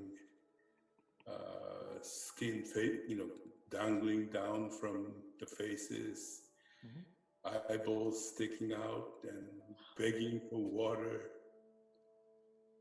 And the moment you give them some water, they just collapse and die. And people still have a nightmare, after 75 years. But I didn't have that. But in Fukuoka, when I was 6 years old, my mother died. And then a few months later, within the same year, my sister died of leukemia. And as far back as I can remember, they were both in bed, looking very pale, very weak. I think the leukemia does that to you. So I don't remember my mother up and around. She was always in bed. And my mother was always concerned about me. And, when she died, I was in the first grade. My brother came to fetch me. And I remember running across the schoolyard with my brother crying. And when I got home, everybody was there crying. So I remember vividly the day she died and how sad it was, because she never really had a chance to live and enjoy motherhood. When I was about 22 or something like that, my brother died of a mysterious illness. When the doctors performed the autopsy, they found that his internal organs had deteriorated, as in the elderly man. And I thought maybe that had something to do with the radiation. And I asked the doctor if that was the case, and he said he wasn't sure. But he did say that, being exposed to radiation, anything could happen. It's like having a time bomb inside of you. Right after my sister died, my father wanted to know what was going to happen to the rest of the family. And the doctor said if he was exposed to the same amount of radiation as his mother and sister, he may not live to see his 10th birthday. I was only 6. I didn't know how to process that kind of thought, that I only had 4 years left. And I was so shocked and depressed and withdrawn. I was not able to utter a word for months. And then my 10th birthday came and went without an incident. In a way, I was relieved, but at the same time, the feelings of guilt. You know, why did such good people like my mother and my sister have to die? And I, good for nothing, I'm still alive. And I was always apologizing for being alive. And later on, when I began to associate with Hibakushas, I learned that it was common, quite common, to have that kind of feelings. It's called survivor's guilt. And another thing that I remember was that, you know, people telling us, I mean, relatives are telling me, don't tell anybody that we used to live near Nagasaki when the bomb fell. Because if they know that you are a survivor, no one will hire you, no one will marry you, because you never know when you get sick and die. So you know, even though I was spared from the initial impact of the radiation or the explosion of the atom bomb, I was suffering mentally and socially all my life. And it never left me 75 years later. You know, so I would say nuclear bombs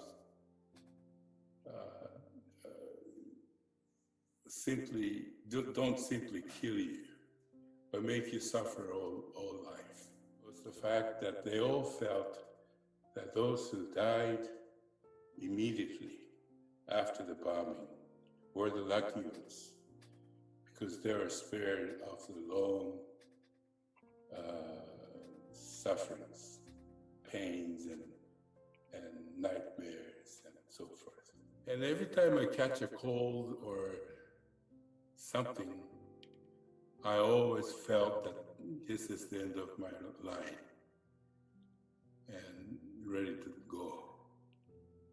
So I couldn't really plan on anything, you know, long terms. So that was personality that was created by the atomic bomb. So Friends of Hibakusha was basically a support system for the Hibakushas, so that they could talk about their experiences without, you know, making people being annoyed of hearing the same stories. You know, I think I'm just about the youngest among the survivors, Hibakusha, and I'm getting old. and I want to speak up as much as possible before I can't anymore. So I really think that nuclear bomb is not just a bomb. It's a means of indiscriminate killing, mass destruction, and creators of mass misery. So what we need to do is to make sure that there's no more war. You know, we must do everything to keep peace. So, you know, the whole thing is, you know, we have returned to the Cold War era nuclear arms race between Russia, China, Iran, North Korea, U.S. And I think the United States has to take leadership in, bringing these nuclear states, 9 states in the world now. And we should gather them to a table of negotiation and start discussing dismantling of all these nuclear arms. And otherwise, anything could happen. People talk about the threat of nuclear weapons or nuclear wars, but nobody can talk about it in personal terms. I can still talk about my death of my mother and sister and my brother. It's personal. We're not talking about nuclear weapons anymore. We're talking about thermonuclear weapons. The thermonuclear weapons are at least 1,000 times more powerful than the conventional nuclear weapons. And it's getting more and more powerful, destructive. And if anything happened, and also Hiroshima and Nagasaki bombs were only 15 kilotons or 20 kilotons. We're now talking about 2 megatons, 3 megatons. That means 3 million tons of TNT. And if those are dropped in Japan now, the whole archipelago will disappear. And it's not something to laugh about. It is madness that we don't give up these weapons. So I think we need to just start, keep talking about how crazy it is that we can't let go of these killing machines.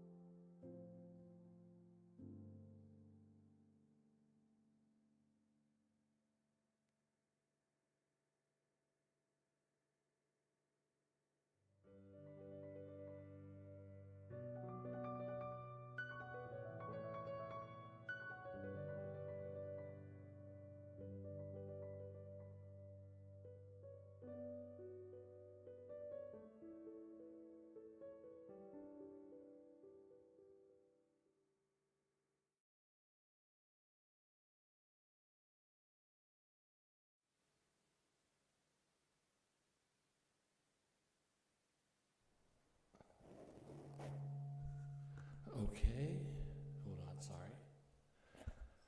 Hi everyone, and welcome to our program tonight. What a wonderful program. So I wanted to first speak a little bit about that film, Pictures from a Hiroshima Schoolyard. And again, that film was written and directed by Brian Reichardt and produced by Shizumi Shigeto Manale. And I was so impressed by the message of that film. And we often think so much about the destruction and the horrors of the atomic bomb. But to see that film and to see those pictures drawn by those children just 2 years later, and the message of hope and the positivity that they shared with the world through those drawings, I think was a wonderful message, and it was a wonderful film. So if we could thank the producers and the children who drew those pictures.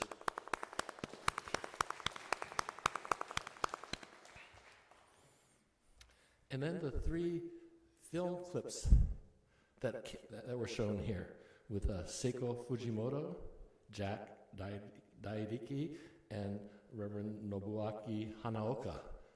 Those were so special, and we have them here today. So if I can ask them to please stand. Seiko? Oh. No, not yet. Not yet. But thank you. Well, thank you all. It's so great.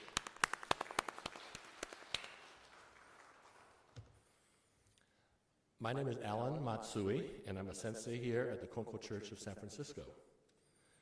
Today's program has a deep meaning for me personally. I'm so honored to be here today and to be part of this program.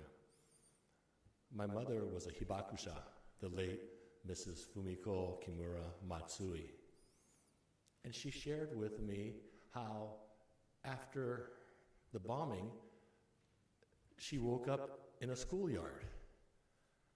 And it was just dirt around her. She was surrounded by people who were not well. And she shared that the scariest thing was that they just didn't know what was happening to them. The radiation poison was something that they had never heard of, never experienced. And that uncertainty, that doubt. And they would see that, some of the victims were physically hurt, but many of the victims, they looked okay physically, but they were dying from the inside out. And so she shared with me after watching the film the day after. She said she didn't want to watch it. She never wanted to remember those horrible events, but she just felt important that she see it and she share it, her experience with it. And her message is the same message that we're seeing today. A remembrance for peace, that we all need to remember what happened, build on it, make this world a better place, and not let it happen again. And so that's what we're here today to help commemorate and remember. So your presence here physically, as well as online, honors these people and their experiences, their memory, and legacy. So thank you for your participation. It was 11:02 a.m. in Japan on August 9th, 1945, when an atomic bomb hit the city of Nagasaki, Japan, instantly disintegrating tens of thousands of human lives.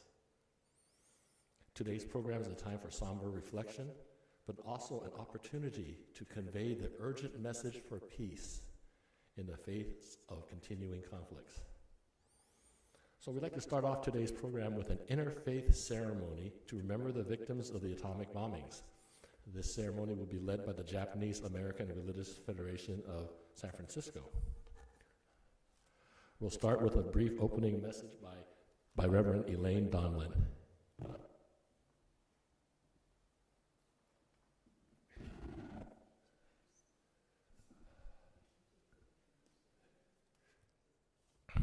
Okay, so I'll introduce the whole people who are presenting. So Elaine will be followed by Reverend Hiroko Suzuki of the Christ United Presbyterian Church, and then by Reverend Joanne Tolosa, Reverend Masato Kawahatsu, and Reverend Rod Diano of the Konko Church of San Francisco. Elaine, please.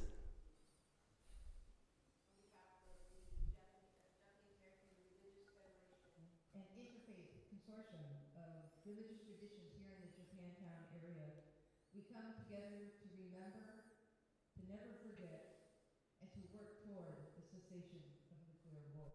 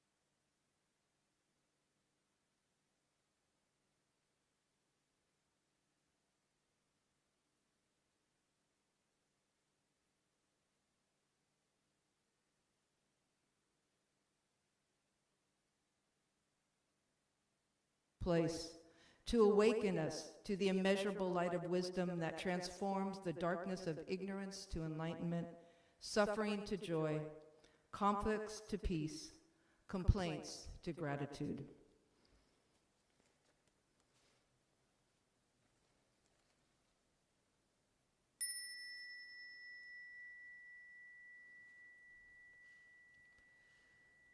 Bujo midanyorai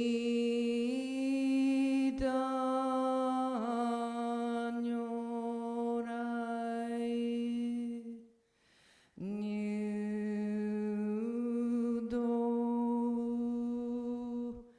jo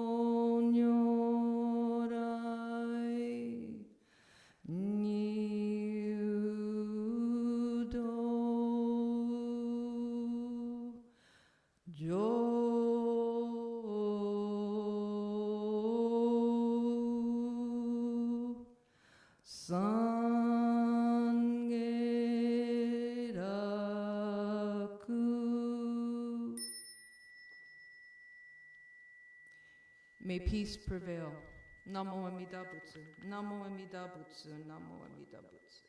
Namanda. Namanda.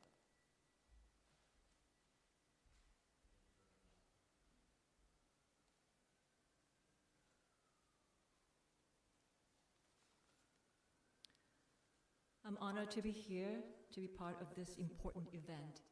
And I'd like to pray both in English and Japanese. So would you please bow your heads and pray with me.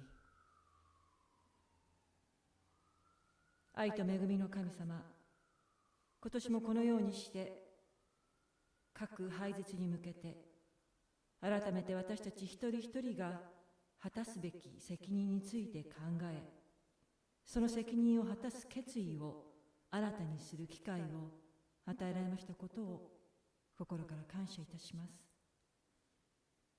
78年前に広島・長崎に投下された原子爆弾により36万人を超える多くの尊い命が失われ、被爆者は今なお心身ともに苦しんでおられます。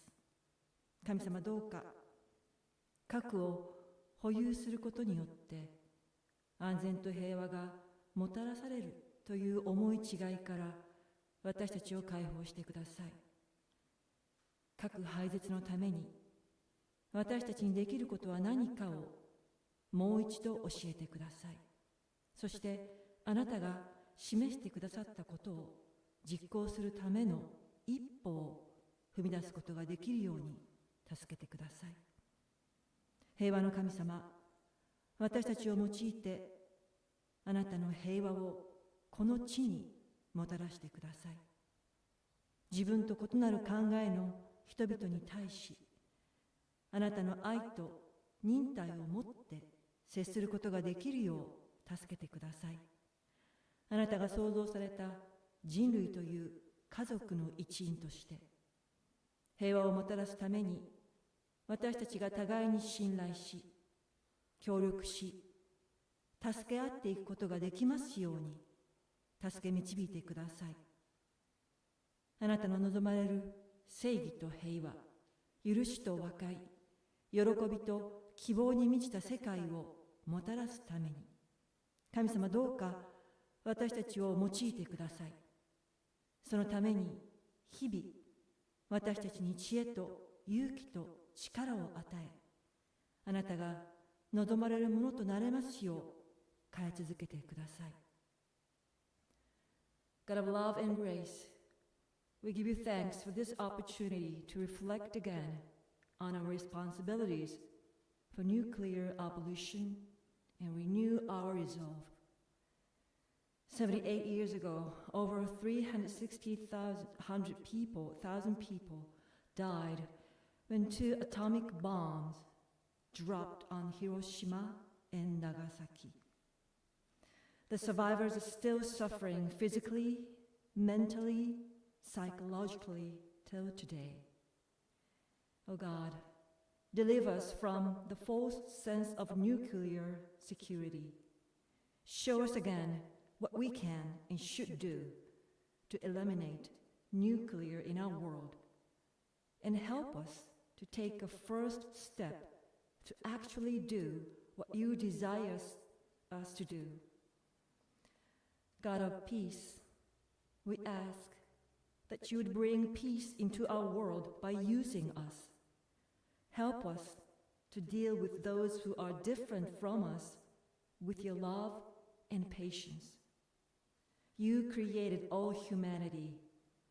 As a member of one human family, guide us and help us to trust one another, help and support one another, to bring a true peace into the world. Use us to change our world into that of justice and peace, forgiveness and reconciliation, joy and hope. May you transform us into the people who will do your will. We pray these things in the name of Jesus Christ. Amen.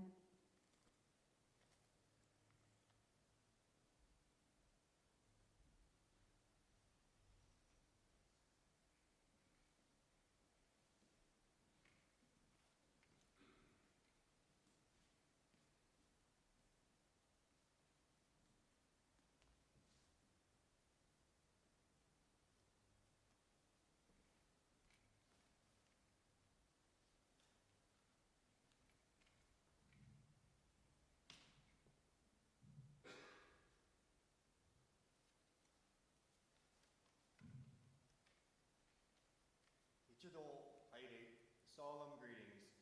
Please join us in a bow, 4 sincere claps, followed by another bow, expressing our working together with our divine universal parent, all the ancestors who came before us, and each other. Ichido Haire.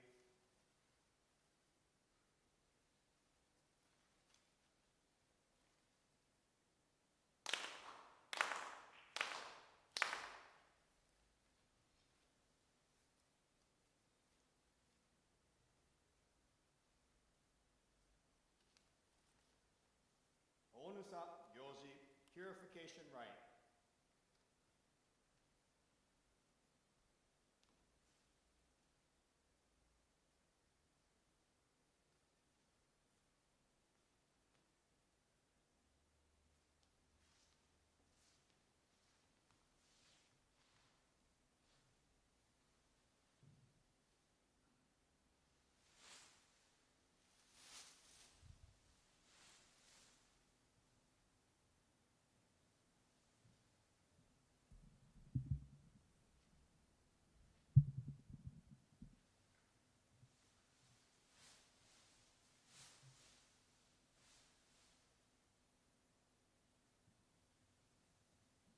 Let us all bow our heads. Let us purify our hearts and minds of all our negative thoughts and emotions.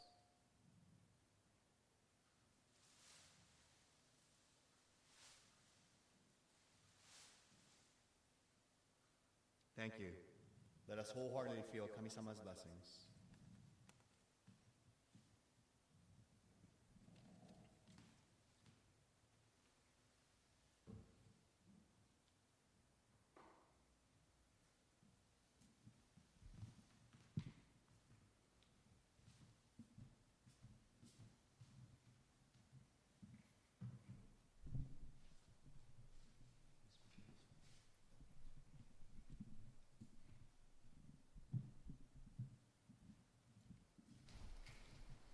Saishi Sojo, reading of the main service prayer.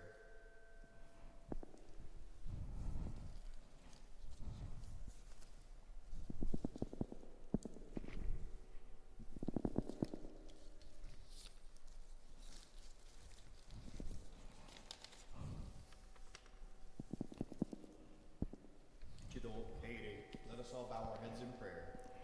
Dear Divine Universal Parent, at this Hiroshima, Nagasaki, a bomb commemoration, here before your altar at the Konko Church of San Francisco, we deeply express gratitude for your unconditional love, infinite blessings, and our precious gift of life.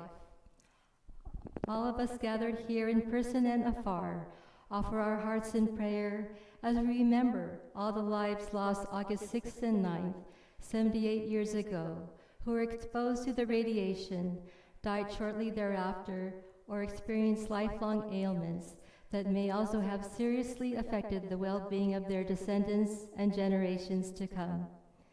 Dear atomic bomb-related ancestral spirits, including beloved Reverend Mrs. Fumiko Matsui and Sisters May Hartman and Kei Yoshioka of the Okubo family, you all continue to be in our thoughts and prayers for your everlasting spiritual peace and happiness now and always.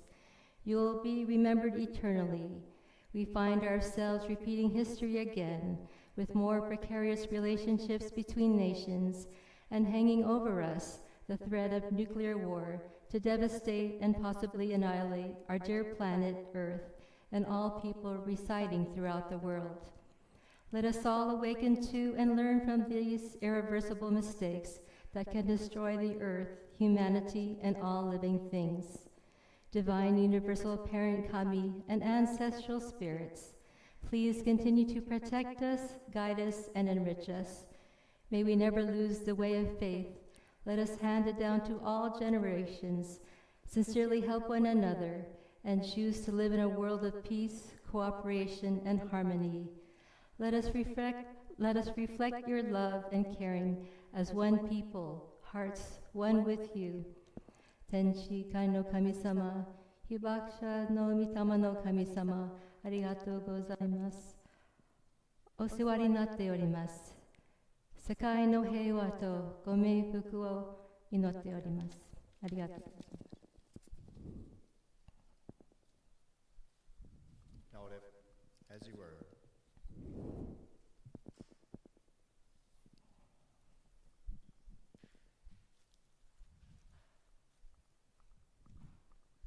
Saishu Tamagoshi Holten, offering of the sacred evergreen Tamagoshi branch, a symbolic offering of our sincere hearts and prayers.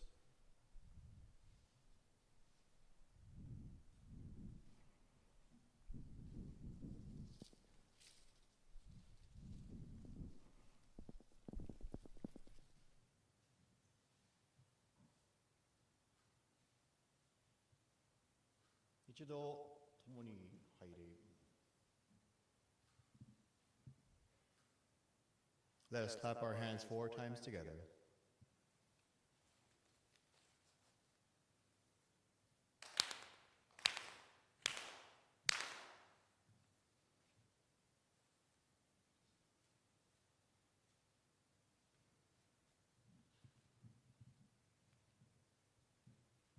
Taige. Ichido haire, solemn acknowledgement, 4 sincere claps.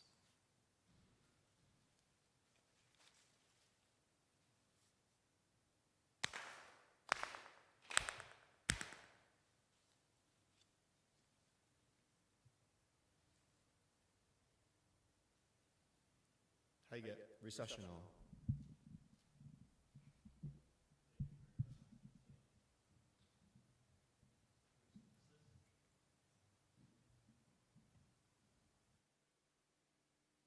If we can now maybe each take a moment and offer our own prayers and thoughts for peace in whatever way that we feel comfortable with.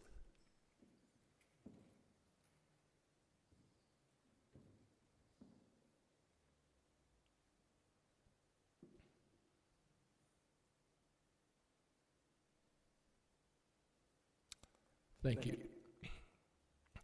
We will now have the Lanterns of Remembrance, which we will have featuring lanterns presented in remembrance of victims and survivors of the atomic bombings of Hiroshima and Nagasaki. For this portion of the program, we call up Jeffrey Matsuoka of the Japanese American Religious Federation and Karen Kai of the Friends of Hibakusha, who will serve as co-MCs for our Lanterns of Remembrance program. Jeff, Karen.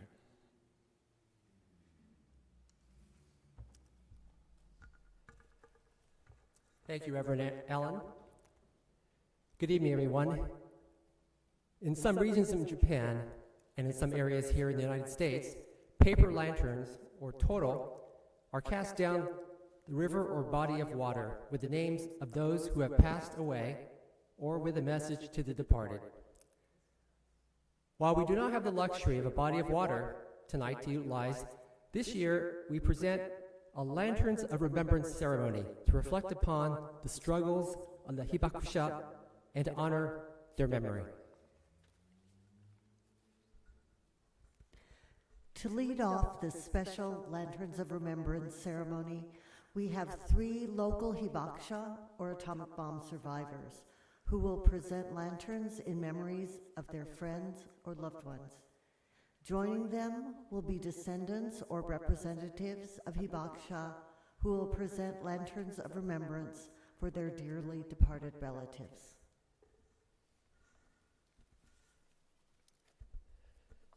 First, we have Hibakusha Jack Dairiki, a Hiroshima atomic bomb survivor, presenting a lantern in remembrance of the Committee of Atomic Bomb Survivors in the United States of America, including Kanji Kuramoto and Mitsuko Okimoto, all atomic bomb survivors. Jack Moto Dairiki is a native of Sacramento, California, and retired from a career as an architect in San Francisco. He traveled to Hiroshima, Japan in August of 1941 with his father during summer vacation to visit his ailing grandfather, but they found themselves stranded there for the duration of the war. As a 14-year-old student, he was conscripted to work for the Japan war effort at Toyo Factory from January 1945 until the atomic bomb was dropped on August 6, 1945.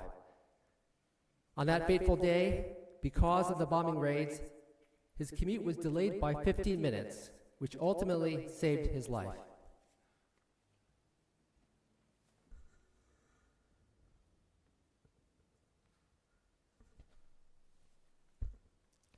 Next, we have Hibakusha Seiko Fujimoto, who is presenting a lantern in remembrance of her brother, Yoshikawa.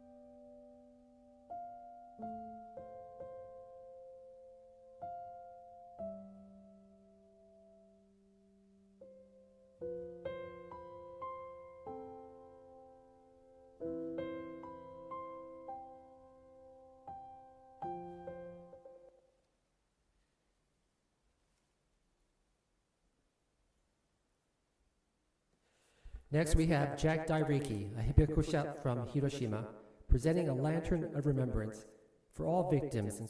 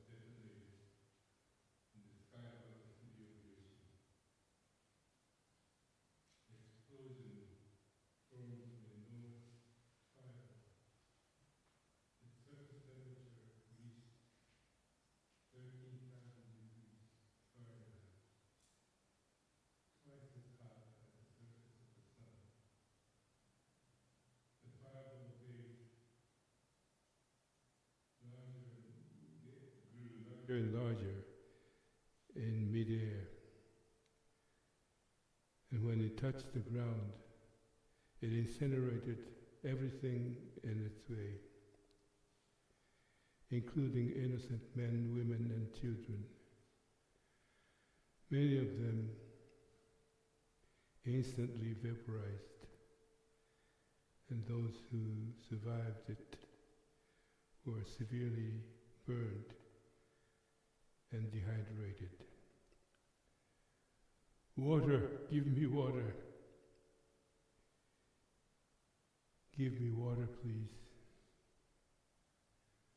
The weak voices of those ghostly figures in procession, pleading for water, still echo in our ears. We offer them a cup of water to their thirst.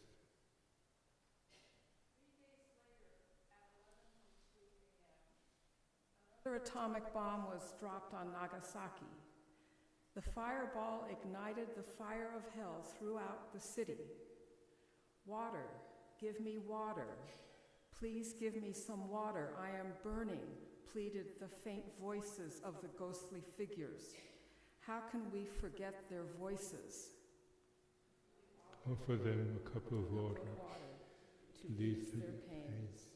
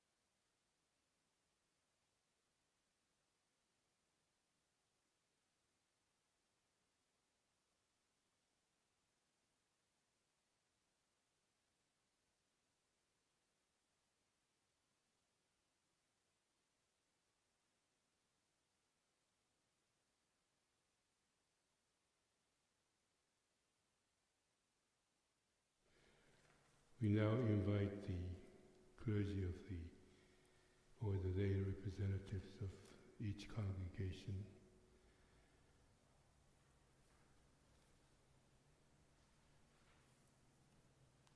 of various faith traditions to come forward and offer that ladder of water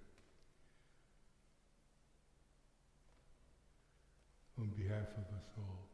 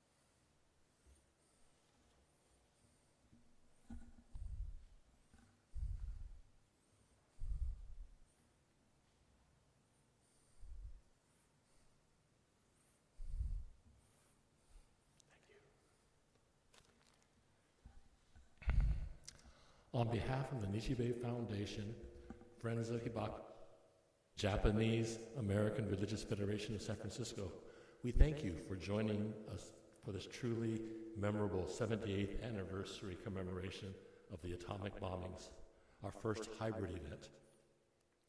We also thank the Henry and Tomoya Takahashi Charitable Foundation for supporting the online streaming of today's event. We appreciate you for coming in person or logging on for today's virtual event to honor our last few remaining Hibakusha. We hope that their stories will continue to resonate throughout the world and will inspire us to be warriors for peace. We hope that their lasting legacy will help us to avoid nuclear destruction by any means possible.